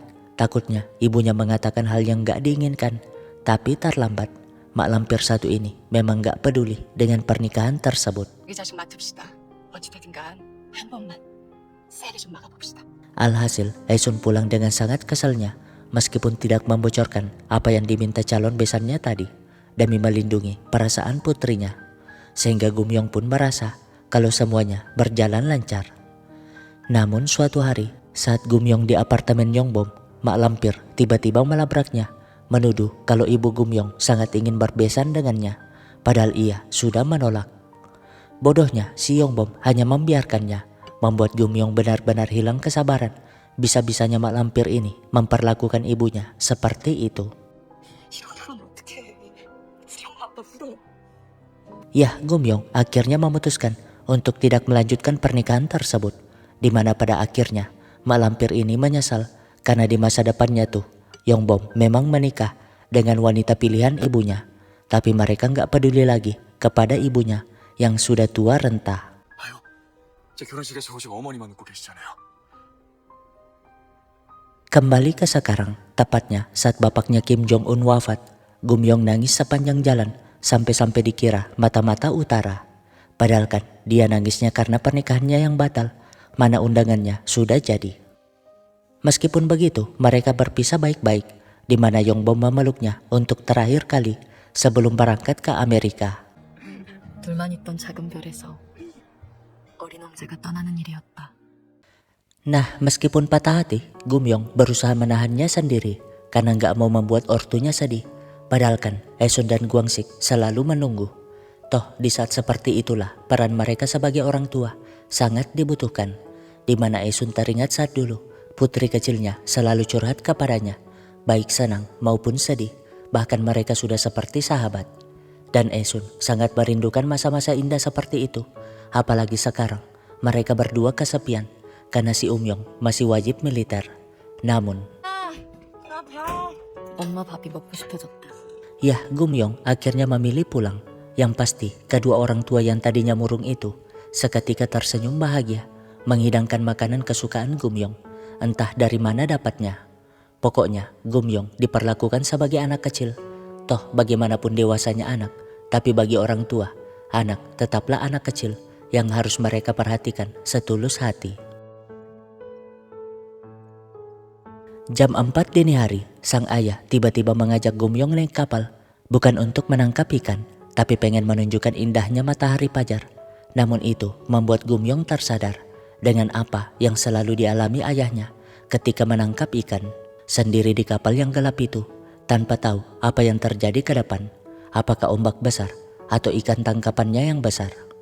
Tapi intinya Gwansik ingin menyampaikan bahwa seberat apapun ombak yang dihadapi Gumyong, sang ayah dan ibu akan selalu berlayar di sampingnya apapun yang terjadi. Membuat Gumyong seketika nangis, meminta kalau ayahnya gak boleh jadi ayahnya lagi di kehidupan mendatang karena dirinya selalu bikin susah. Tapi bagi sang ayah, berapa kali pun ia hidup di dunia ini, ia hanya ingin Gumyong menjadi putrinya. 그날 나는 다른 애를 봤다. Nah, saat mendarat, si kambing malah merusak momen dengan meledek mereka yang seperti orang pacaran. Kan Gumyong jadi benar-benar kesal, menjelaskan kalau ayahnya juga kapten kapal seperti si kambing.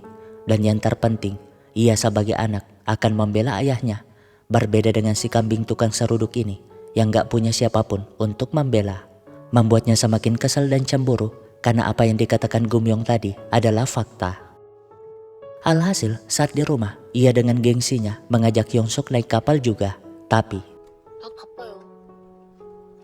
ya, sejak awal mereka memang gak pernah akrab, membuat si kambing marah. Tapi putrinya gak peduli, bahkan menyinggung ayahnya yang tukang selingkuh. Dan Markona membiarkan itu. Toh ia puas melihat si kambing diseruduk anaknya seperti itu.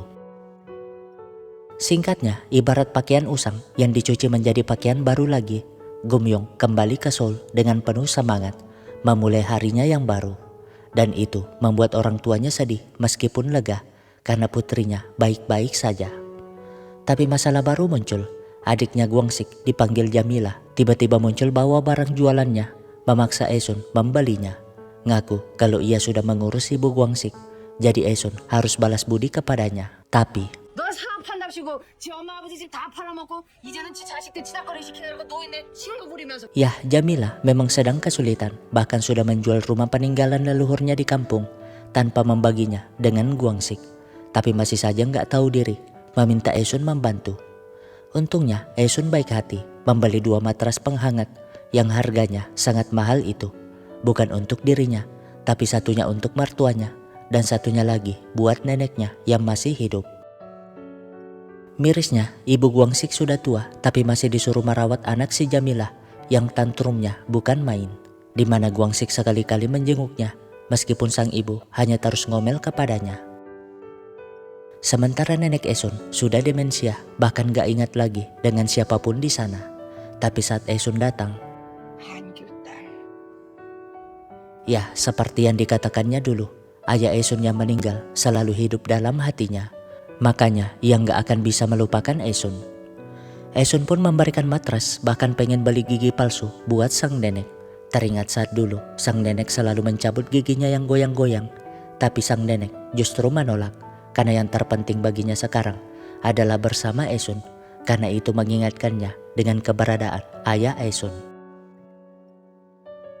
Nah, setelah Esun pulang, sang nenek pun tersenyum saat berada di matras itu. Karena rasa-rasanya ia akan tidur nyenyak malam ini. Teringat saat dulu ia ternyata juga berfoto. Setidaknya ia telah mempersiapkannya untuk hari ini. Hari di mana ia dapat bertemu ayah Esun yang sangat disayangnya. Tapi bagi Esun itu adalah hari yang menyedihkan. Menyadarkannya tentang hidup yang gak lepas dengan perpisahan. Di mana pada akhirnya orang-orang terdekat pasti akan pergi satu persatu, dan yang tersisa hanyalah kenangan. Begitupun dengan ibu Gwangsik yang berterima kasih dengan matras pemberian Esun. 그래도 어머니 말대로 나 며느리가 엄마 며느리보다 위는 위였어. Hanya saja hidup sama seperti lautan, kadang surut, kadang juga pasang. Ada yang pergi, ada juga yang datang. Di mana Umyong yang pulang wajib militer membawa Hyunsuk yang sudah mengandung. Kan mereka sangat terkejut dong, bagaimana bisa hidupnya dihampiri oleh anak si kambing tukang mabok itu. Hal yang sama dialami Gumyong, harus berpisah dengan pacarnya, tapi orang baru muncul di hidupnya, di mana Chungsop yang selesai wajib militer gak sengaja melihatnya di bus, sehingga ia pun mengajarnya, meskipun harus direcoki fans fanatik yang mengejar idolanya.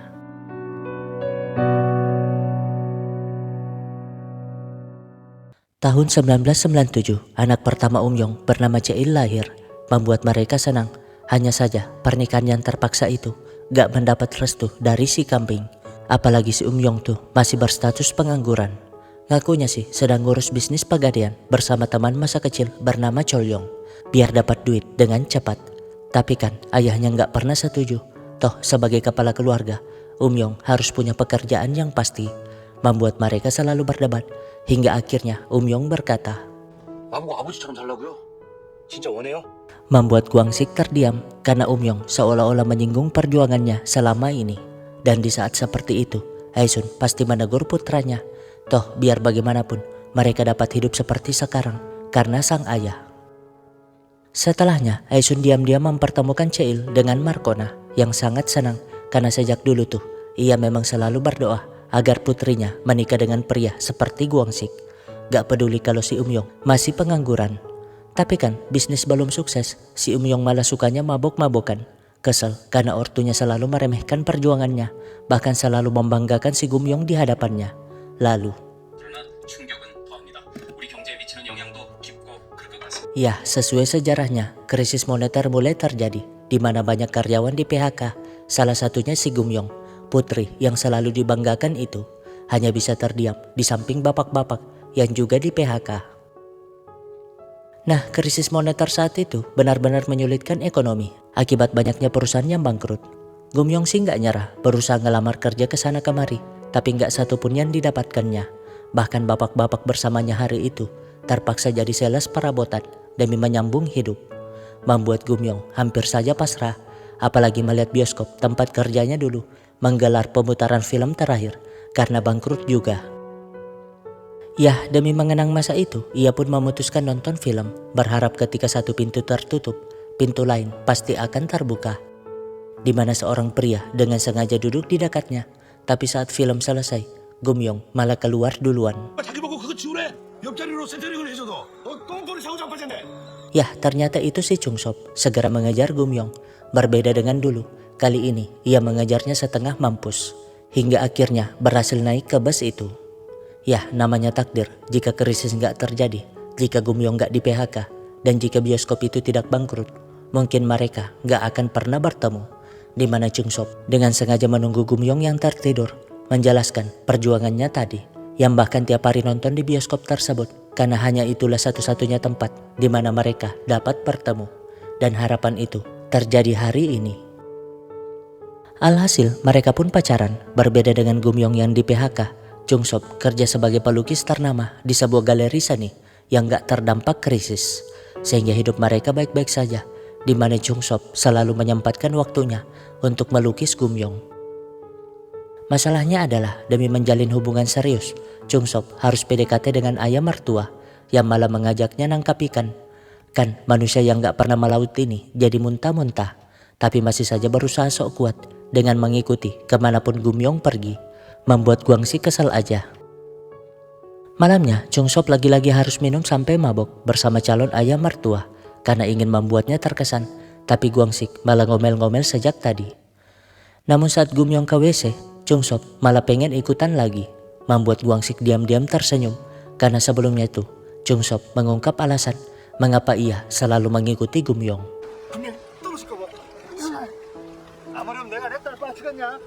Padahal kan dirinya sendiri sudah hampir jatuh. Begitupun sekarang, meskipun mabok, ia berusaha menjaga Gumyong. Hanya saja ia bingung bagaimana membuat ayah Gumyong terkesan kepadanya. Apalagi Gumyong memastikan kalau ia tuh gak akan menikah jika ayahnya tidak setuju. Jadinya ia pun senyum-senyum gak jelas, langsung mengupas udang buat sang ayah. Padahal kan Guangsik sudah sangat terkesan dengan Chungsop yang selalu setia melindungi putrinya. Begitupun Aisun yang sejak tadi tertawa, apalagi ia sudah bertemu ibu Chungsop yang baik hati, yang memberinya buah kesemak yang dipetiknya dari kampung, lengkap dengan sebuah puisi. 예쁜 금명이를 보듯 매일 보고 또 보며 만들었습니다.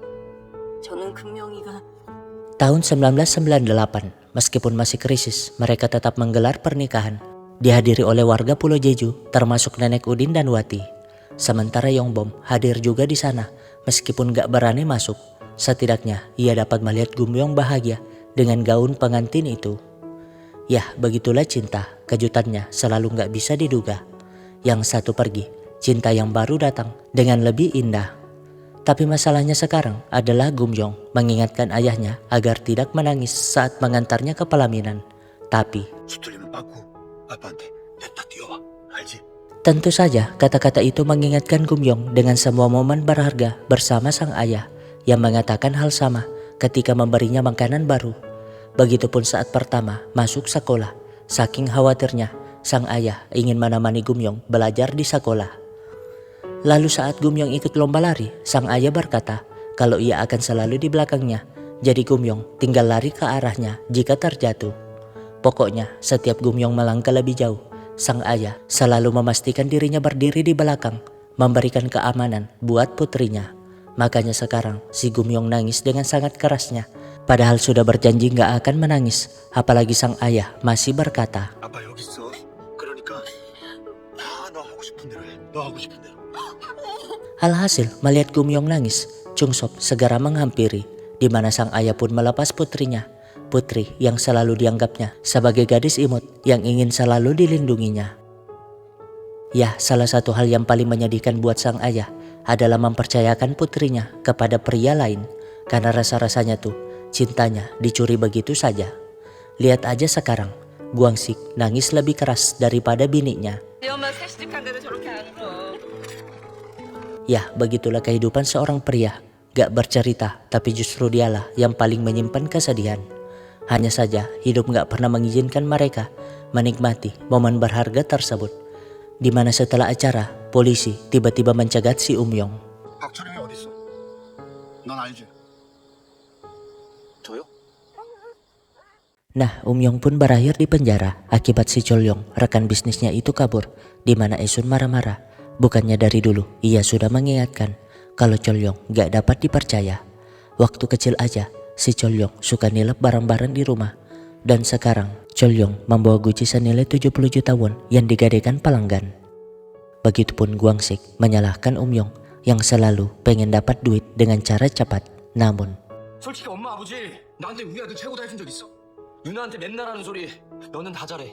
ya, Umyong mulai mengungkit keresahannya selama ini, termasuk mereka yang selalu membanding-bandingkannya dengan kakaknya. Teringat saat dulu ia nangis sepanjang hari karena ulang tahunnya tidak dirayakan, sedangkan kakaknya dirayakan dengan sangat mewah.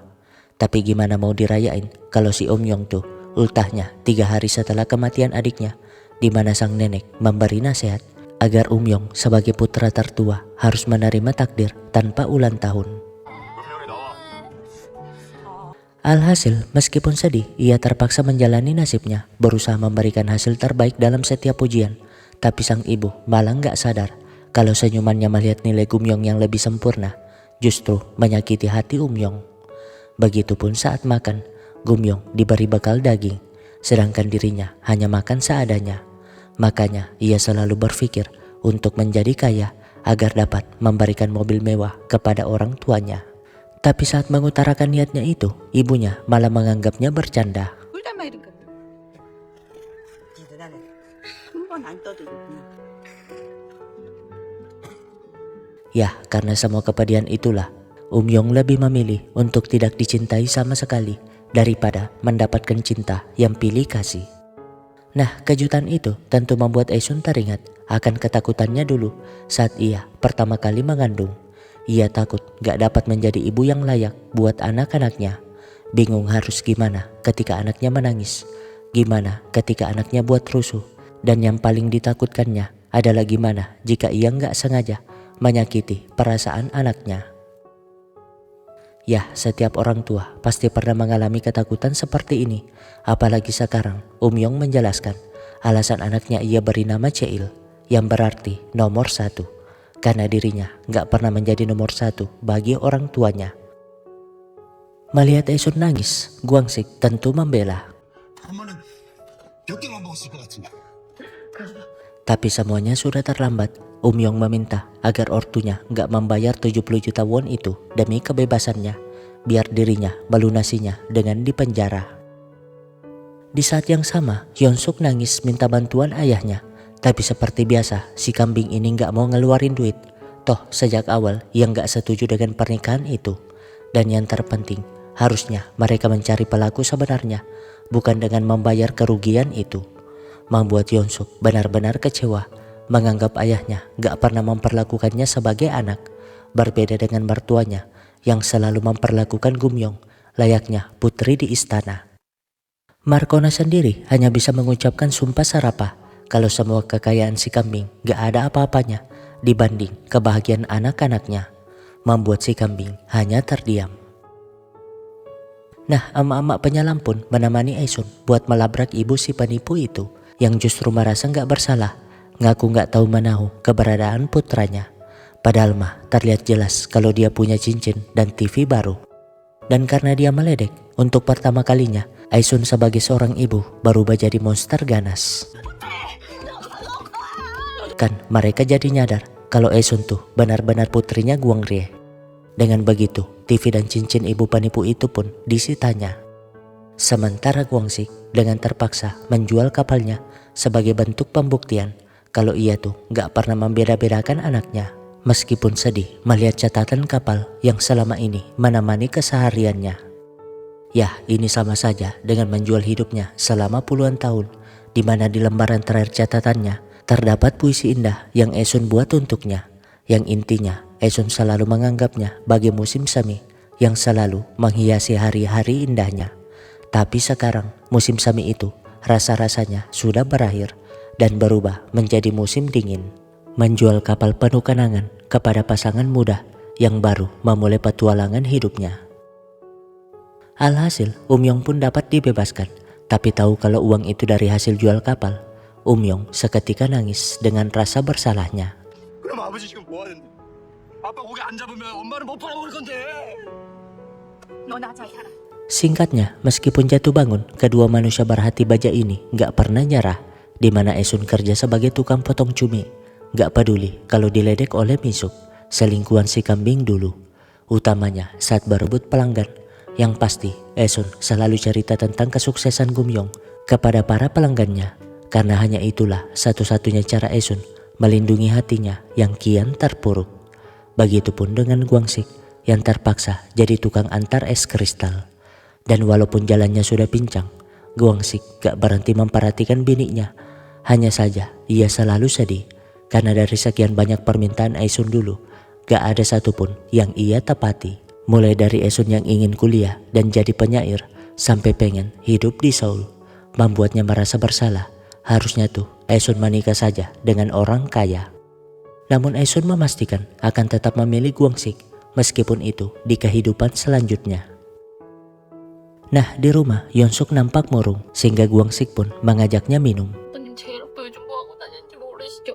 Ya, entah apa yang dilakukan si Yong kali ini, tapi Guangsik meminta Yonsuk untuk bersabar.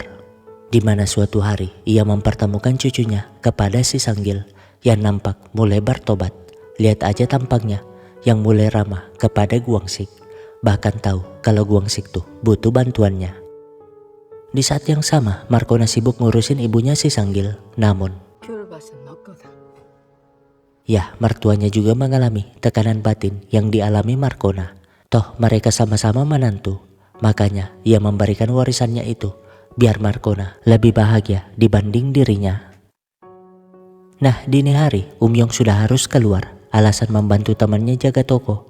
Padahal mah sang ayah tahu apa yang dilakukannya. Memberikannya susu buat sarapan. Dan hal itu tentu membuat Yong sangat sedih. Tapi sebagai seorang ayah, ia tetap harus bekerja. Ya, Yong terpaksa jual cemilan berkeliling kota. Karena gak ada yang mau mempekerjakan mantan napi sepertinya. Makanya Yonsuk sangat sedih. Apalagi tahu kalau suaminya selalu diledek orang lain. Bahkan dagangannya tuh kadang ditendang. Namun suatu hari Yonsuk nangis meminta bantuan ayahnya. Akibat Yong hilang entah kemana. Untungnya Aisun mendapat kabar kalau Yong ikut kerja di kapal laut dalam. Membuat mereka panik segera ke sana. Lagi-lagi mengingatkan Aisun atas kenangan pahitnya saat kehilangan Domyong. Ya, kerja di kapal laut dalam saat itu sangat membahayakan nyawa. Tapi kali ini Guangsik gak akan membiarkan Aisun mengalami kepedihan seperti dulu lagi. Berlari sekuat tenaga meskipun pincang hanya untuk menyuruh kapal itu kembali ke daratan. Beruntung si Sanggil yang punya pengaruh kuat datang tepat waktu. Gak peduli berapapun bayarannya, pokoknya kapal itu harus kembali. Alhasil, kapten kapal dengan kesalnya menurunkan si Yong yang pastinya Guangsik langsung menasihatinya. Ngerti kalau Yong tuh merasa bersalah karena kapalnya terjual. Jadi ia pengen Yong tahu bahwa nyawa Yong jauh lebih berharga dari ratusan kapal yang dimilikinya itu. Tapi 찹쌀떡을 파는데 떡 파는 놈한테 다 뭐라는 줄 알아? jadi saat itu Guangsik meminta bantuan si Sanggil bagaimana agar Umyong semangat berjualan, sehingga dengan uang si Sanggil mereka pun memberi ke para warga agar nantinya warga itu membeli dagangan si Umyong. Namun tahu kalau itu semua berkat ayah dan mertuanya, Umyong jelas sangat sedih. Umurnya sudah tua tapi masih saja merepotkan ayahnya. Namun sekarang Guangsik gak peduli, pokoknya ia harus membawa si Umyong ke pelukan Esun. Dengan begitu Umyong pun bekerja di pabrik es bersama ayahnya. Singkatnya tahun 2000 pun tiba, tahun yang menjadi awal kebangkitan umat manusia setelah dilanda krisis ekonomi. Yang pastinya Guangsik dan Esun masih tidak menyerah untuk berjuang meskipun usianya sudah lumayan tua. Begitupun dengan Esun yang memilih resign karena pengen memulai bisnis yang selama ini diimpikannya. Keputusan yang sama dilakukan Markona, ladang warisannya dijual untuk memulai bisnisnya.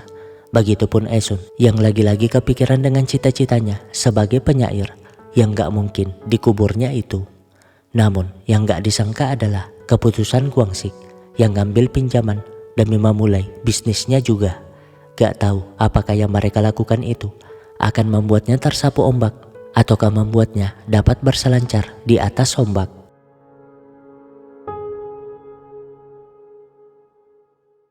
Nah, suatu hari Gumyong pengen membawa jeruk yang diberikan ibunya, membuat sang ibu bingung karena baru kali ini putrinya mau membawa jeruk-jeruk itu.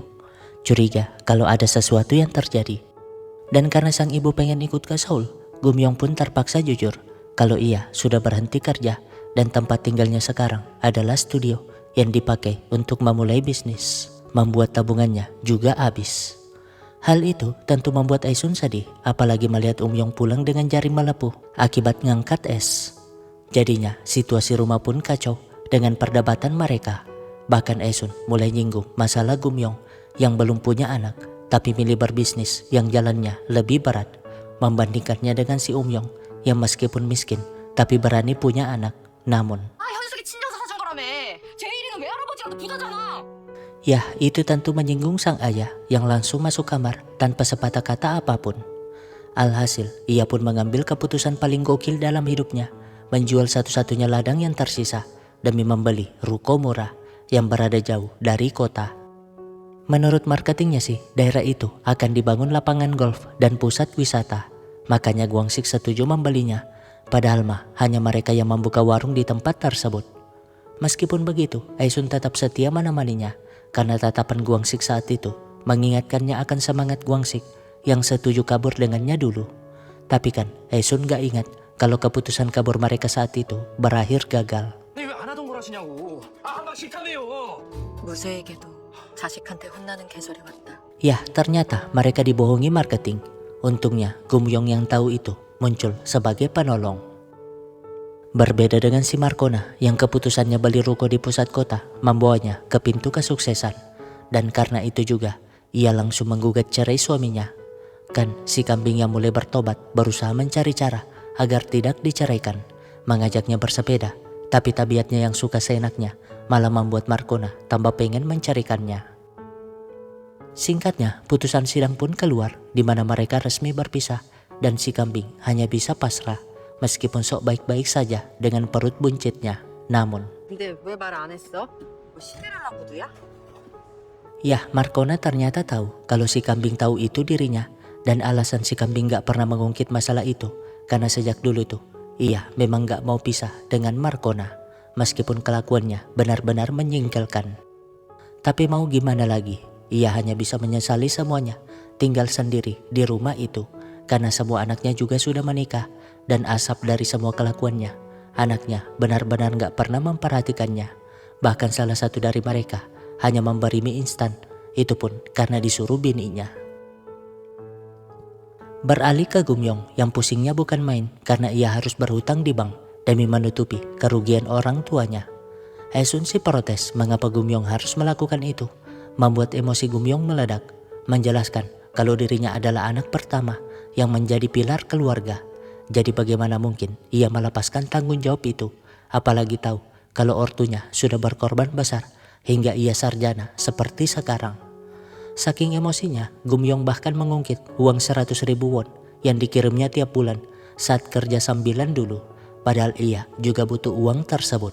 그렇게 찝찝한 죄책감이 뭔지 엄마 모르지? Yah, tekanan yang selalu dihadapi anak pertama. Gumyong menyesal harusnya ortunya gak susah payah membiayai kuliahnya agar ia tidak merasa bersalah dan menanggung beban seberat itu seperti sekarang. Namun, ya, untuk pertama kalinya sang ayah membentak Gumyong, dan meskipun itu hanya menyebut nama, hati Gumyong benar-benar seperti tertusuk pisau tajam. Padahal kan ia belum ngerti kalau orang tuanya mati-matian berkorban untuknya karena memang itu bentuk tanggung jawab. Tapi begitulah hidup, apalagi jika bicara soal keluarga, pasti tak akan pernah lepas dari air mata. Kadang yang sulung selalu merasa bersalah karena nggak bisa membuat keluarganya baik-baik saja. Sedangkan anak yang lain selalu merasa diabaikan sehingga berusaha melakukan pembuktian kalau dirinya juga pantas menjadi yang pertama. Padahal yang paling pusing soal itu adalah orang tua. Toh setiap orang tua di bumi ini gak ada yang benar-benar berpengalaman menjadi orang tua karena mereka hanya berusaha melakukan hal yang terbaik buat anak-anaknya. Kembali ke kisah mereka, di mana saat Gumyong pulang, Aesun langsung nangis melihat foto yang dipajang Gumyong. Ya, ternyata Gumyong sedang mengandung, tapi mereka malah memberikan beban yang sangat berat itu. Dan pastinya, itu membuat mereka sangat bersalah. Surga kecil yang dulu mereka bahagiakan, kini akan memiliki surga kecilnya sendiri. Singkatnya, Chung Sop panik akibat Gumyong sejak tadi mengerang, tapi pembukaannya gak maju-maju. Apalagi perawat menjelaskan kalau bayinya tuh tidak bergerak. Lalu, 안 해요. ya, tanpa disuruh milih pun, Chung Sop langsung memilih istrinya segera menghubungi mertuanya. Tapi kan jarak Pulau Jeju ke Seoul butuh waktu berjam-jam. Sedangkan Gumyong sudah sangat kesakitan. Bahkan kali ini ia hampir saja menyerah. Mengingatkannya saat dulu ketika sang ibu dengan kuatnya harus melahirkan di tengah keterbatasan medis.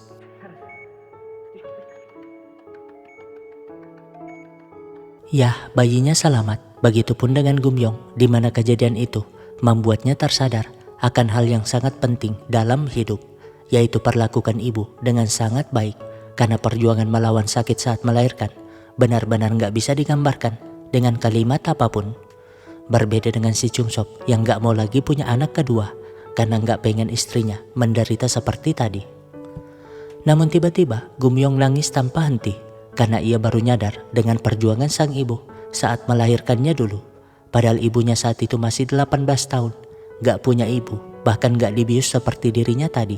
Tapi ibunya masih selalu kuat di hadapannya. Di mana saat ortunya datang, Gumyong langsung memeluk ibunya dengan sangat bahagia.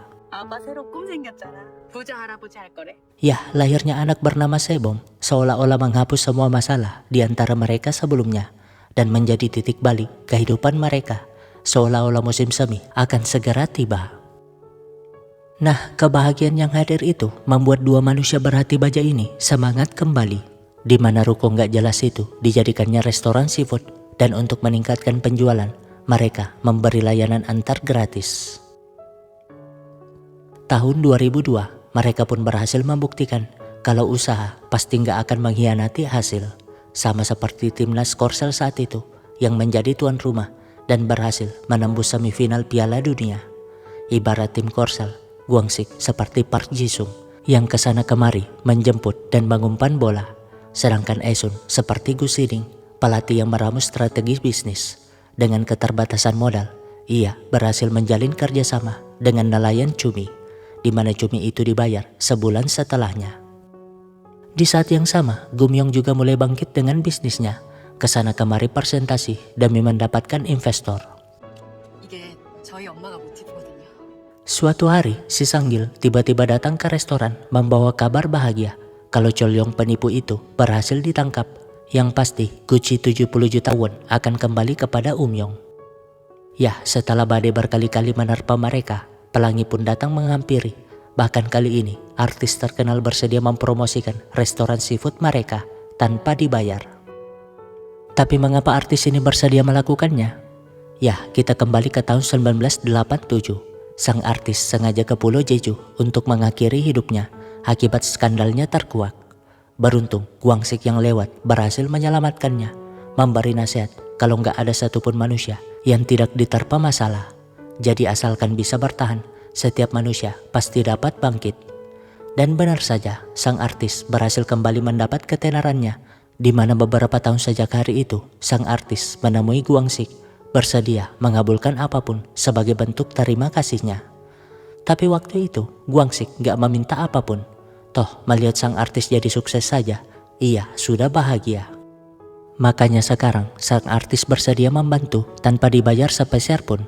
Bukti kalau apa yang kita tabur, itu juga yang akan kita tuai dalam hidup. Sama seperti si Sanggil yang dulunya sombong dan awur-awuran, kini menjalani hidupnya tanpa perhatian. Kerah kemejanya kotor belum dicuci, bahkan rambutnya pun acak-acakan. Untungnya ia sudah bertobat sehingga nggak bisa dipanggil si kambing lagi. Singkatnya, putri bungsunya menikah. Markona hadir dengan pakaian mahal, berbeda dengan si Sanggil yang pakai setelan lama dengan perutnya yang kian membuncit akibat selalu makan mie instan. Yeon Suk Si meminta ibunya agar tidak kasar kepada ayahnya lagi, karena biar bagaimanapun sang ayah juga banyak berjasa di hidup mereka. 촬영이 아빠가 잡은 것 같던데. Jadi setelah mendengar sumpah serapah Markona waktu itu, si Sanggil sadar akan kesalahannya. Bukan membantu uang, tapi mendekati Kapolsek agar menangkap penipu itu, bahkan memberi sejumlah uang sebagai sogokan. Yah, menurut Sanggil, jika hanya membayar uang bebas Umyong, maka Umyong tetaplah mantan narapidana.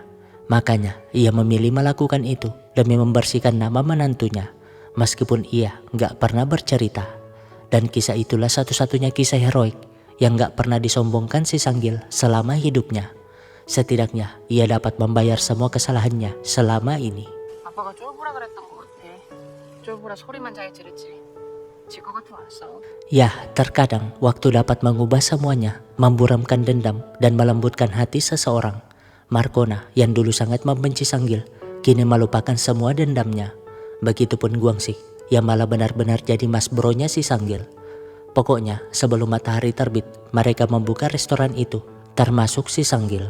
숲속 종소리가 춤을 추기 시작했다.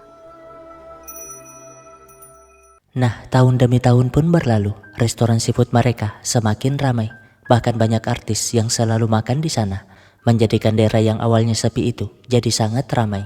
Apalagi virus flu burung menerjang, membuat orang-orang beralih makan seafood. Pokoknya kehidupan mereka semakin bahagia, utamanya Aisun yang akhirnya dapat pegang duit banyak, jauh lebih besar dari saat mereka punya kapal dulu. Misuk sendiri malah mendirikan restoran seafood saingan di sebelahnya. Tapi Aisun gak masalah, karena dengan adanya tiruan yang asli pasti akan semakin laris. Berbeda dengan si Gumyong yang akhirnya menjalani masa-masa paling stres sebagai seorang ibu, yaitu menghadapi anaknya yang toddler. Dan di saat seperti itulah sang ibu selalu jadi pahlawan, sehingga Gumyong dapat mengurus bisnisnya. 할머니 딸 좀 오래오래 지켜줘. Ya, sebagai seorang anak, rasa-rasanya sangat canggung mengucapkan terima kasih kepada seorang ibu yang tanpa lelah membereskan semua kekacauan yang dialaminya. Baru nyadar kalau menjadi seorang ibu tuh sangat melelahkan, tapi juga membahagiakan. Hanya saja ia sedih karena membesarkan dirinya, sang ibu gak dapat mencapai cita-citanya. Berbeda dengan dirinya sekarang yang dibantu oleh sang ibu. Singkatnya, bisnis Gumyong pun mulai berkembang, di mana tabungannya yang selama ini dikumpulkannya akhirnya dapat digunakan untuk mencapai salah satu impian kecilnya, yaitu membawa orang tuanya medical check up. Dan saat itulah Guangsik mengigau terkait rasa bersalahnya di masa lalu. 숙제를 쌓아나가면 안 되는 거야. 장난이가. Membuat Aisun baru nyadar setelah 30 tahun lamanya kalau suaminya tuh menyimpan kepedihan mendalam atas tragedi itu. Ya, inilah definisi sebenarnya dari kalimat laki-laki gak pernah bercerita. Bahkan dulu tuh Guangsik selalu diam-diam ke makam si Domyong hanya untuk sekedar bermain dan melepas kesedihannya. Tapi sekarang Aisun yang baru tahu dengan sengaja memergokinya, membuat Guangsik akhirnya jujur atas apa yang dipendamnya selama ini. Menjelaskan alasan mengapa ia gak bisa bersama Aisun di makam itu, karena rasa bersalahnya membuatnya gak mampu menatap kesedihan Aisun. Meskipun ia selalu diam-diam berada di dekat sana, hanya untuk memastikan agar Esun baik-baik saja. 볼 날도 맨날 가까워지잖아. Namun Guangsik menolak karena menurutnya kerinduan itu akan membuat Domyong sekarang semakin kesepian, khawatir jika Domyong gak mampu menahan kerinduannya. Ya, gak ada kenangan berharga ketika rasa bersalah melebihi rasa rindu, dan itulah yang mereka hadapi sekarang. Meskipun begitu, mereka berusaha untuk tetap bahagia, berharap dengan kebahagiaan tersebut di atas sana kesepian Domyong berkurang. Namun tiba-tiba kabar dari rumah sakit seketika membuyarkan semuanya. Guangsik divonis mengidap myeloma ganda, yaitu salah satu jenis kanker darah yang menyerang sel plasma di sumsum tulang. Salah satu gejalanya nyeri tulang dan sendi, makanya langkah Guangsik pincang karena nyeri di lututnya, mengira itu hanyalah nyeri biasa. Dan parahnya lagi, karena dibiarkan sejak lama, kanker tersebut sudah menyebabkan gagal ginjal. Meskipun begitu, Esun selalu setia menemani, bahkan ketika musim terus berganti, berharap sang suami dapat terobati agar mereka selalu bersama di akhir hayat nanti. Hanya saja, Esun selalu mengalami kesulitan ketika mengurus administrasi, dan karena Esun selalu bertanya, petugas rumah sakit pun mulai kesal, sehingga 왜 면박 주고 왜 하루 종일 혼만 내고 자기들만 대장인가? beruntung Gumyong datang membuat amarah Guangsik mereda. Dan karena itu Gumyong pun ngerti kalau meskipun dirinya selalu yang pertama, tapi bagi Guangsik istrinya adalah yang utama. Hanya saja melihat seorang nenek sendiri ngantri di sana, Guangsik seketika sedih karena rasa-rasanya seperti melihat Esun di masa depan ketika ia pergi nanti. Alhasil saat dirawat inap, Guangsik pun menyuruh Esun pulang istirahat, biar Gumyonglah yang menjaganya malam itu. Tujuannya agar ia dapat menceritakan semua kisah hidupnya bersama Esun kepada Gumyong, membuat Gumyong kadang tertawa dan menangis, apalagi ketika sang ayah bercerita fakta kepedihan saat Domyong meninggal. Ia dan Esun masih berumur 28 tahun, tapi dipaksa untuk menghadapi kepedihan tersebut. Selain itu, Guangsik juga bercerita bagaimana Esun harus merelakan cita-citanya sebagai penyair hanya karena menikahi pria miskin sepertinya. 잘해줘. 잘 부탁해. 응? Tentu saja Gumyong protes dengan sedihnya. Pokoknya ia nggak mau ayahnya kemana-mana, meyakinkan kalau ayahnya tuh akan segera sembuh. Namun sang ayah malah mengalihkan pembahasan dengan menyebut Gumyong yang sudah cerdas sejak kecil, bahkan menjadi anak pertama di Pulau Jeju yang kuliah hingga ke Seoul. Berterima kasih karena kehadiran Gumyong di hidupnya telah membuatnya sangat bahagia, berharap setelah kepergiannya nanti Gumyong menjaga istrinya dengan baik.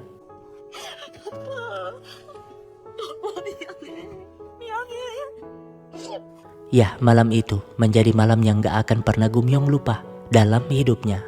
Nyadar kalau selama ini tuh ia dan Umyong kurang menghargai sang ayah karena mengira kalau sang ayah akan selalu ada di hidupnya. Nah, karena bosan di rumah sakit, Guangsik pun memutuskan pulang. Setidaknya ia dapat menikmati kenangan indah terakhir bersama keluarganya. Yang pasti mereka gak mampu menyembunyikan kesedihannya, utamanya si Umyong yang tangisannya seketika pecah. 내가 벤츠 사준다고. 내가 벤츠 사준다고. 너 효도 다 했어.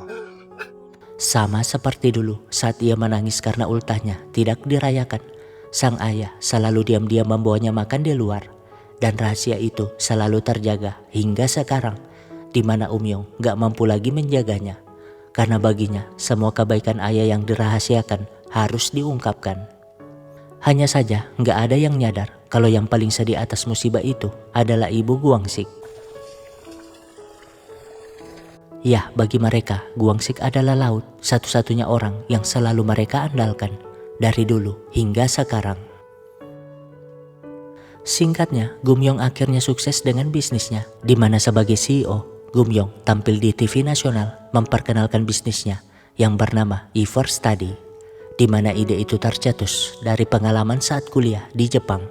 Ia yang kesulitan bahasa merekam penjelasan dosennya agar dapat diterjemahkan ulang di rumah. Dan suatu hari, ia yang pulang kampung menemukan buku ujian masuk kampus zaman dulu di salah satu rak buku ibunya.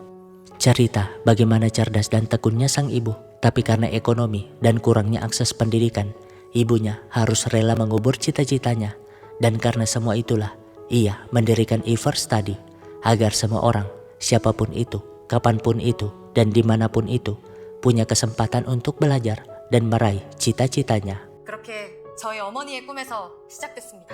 Ya, ide itu berawal dari impian sang ibu, membuat Guangsik terharu. Setidaknya di akhir hayatnya, ia dapat merahasiakan kebahagiaan yang tak ternilai harganya.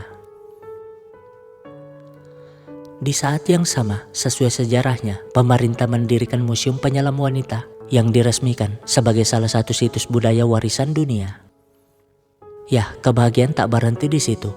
Aisun tiba-tiba muncul dengan senangnya karena Guangsik berhasil menepati salah satu janji. 두고 가는 마음에게 제주도 동동. Ya, salah satu puisi Aisun dimuat di buku kumpulan puisi terkenal, bercerita tentang cinta mereka yang berjalan puluhan tahun lamanya, tidak pudar meski melintasi berbagai musim atau badai sekalipun. Dan di akhir baitnya, Aisun berterima kasih atas semua pengorbanan sang suami selama ini, membuat Guangsik nangis sesenggukan, gak berhenti memeluk buku itu saking bahagianya. Namun suatu malam di tengah kebahagiaan itu, Aisun tiba-tiba menangis karena ia pengennya waktu dapat dihentikan setidaknya setahun saja, agar ia dapat terus bersama sang suami, menikmati kebahagiaan yang rasa-rasanya sangat singkat itu. Berharap di kehidupan selanjutnya mereka dipertemukan kembali sebagai suami istri. Karena bagi Aisun, kehadiran Guangsik di hidupnya membuat hari-harinya gak pernah kesepian. Namun Guangsik tiba-tiba meminta agar selepas kepergiannya nanti, Aisun gak boleh sering menangis, membuat Aisun malah menangis sepanjang malam. Yang pasti Guangsik langsung menepuk pundaknya, sama seperti dulu saat ibu Aisun meninggal. Dan di saat Aisun menghadapi kesulitan apapun, Guangsik pasti selalu hadir di sampingnya.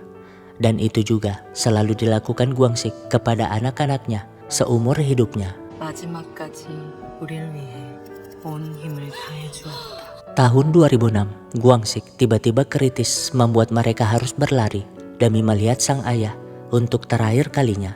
Dan di sisa nafas terakhirnya, Guangsik pun dapat memandangi cinta pertamanya, cintanya untuk selama-lamanya. 소녀는 일평생 그 소녀의 세상을 지켰다. Ya, jika dipikir-pikir, selama hidupnya, Guangsik selalu menjaga Aisun, meskipun ia masih selalu bertanya dalam hatinya, apakah Aisun bahagia dan akan baik-baik saja setelah kepergiannya. Sehari setelahnya, ibu Guangsik memberikan tabungan yang disimpan Guangsik, tabungan yang berisi kiriman Gumyong selama ini, yang meskipun gak seberapa, tapi Guangsik menganggapnya sangat berharga, membuat Gumyong lagi-lagi harus menangis. Begitupun si Umyong yang baru tahu kalau ayahnya membalikan mobil Mercy. Sementara Aisun yang dirasakannya hanyalah sebuah kehampaan. Tapi melihat jepitan rambut yang banyak di lemarinya, ia lagi-lagi baru tersadar dengan semua kebaikan suaminya. Bahkan sebelum kepergiannya, Guangsik memperbaiki beberapa hal detail di rumah itu. Mulai dari obat di meja, kunci pintu yang bermasalah, perabotan dapur yang gak dapat digapai Aisun, sampai kaca yang selalu diterpa angin. Seolah-olah Guangsik selalu berlayar di sisi Aisun selamanya. 많이 왔네. 많이 왔어. Ya, dari semua kenangan hidup itulah, Aisun merangkai ratusan puisinya, memutuskan kembali ke desa Pule Jeju dan dianggap sebagai guru puisi oleh para lansia di panti jompo, sama seperti di awal drama. Teringat saat dulu ibunya pengen Aisun menjadi seorang guru, dan itu terjadi sekarang, membuatnya lagi-lagi merindukan sosok ibu dalam hidupnya.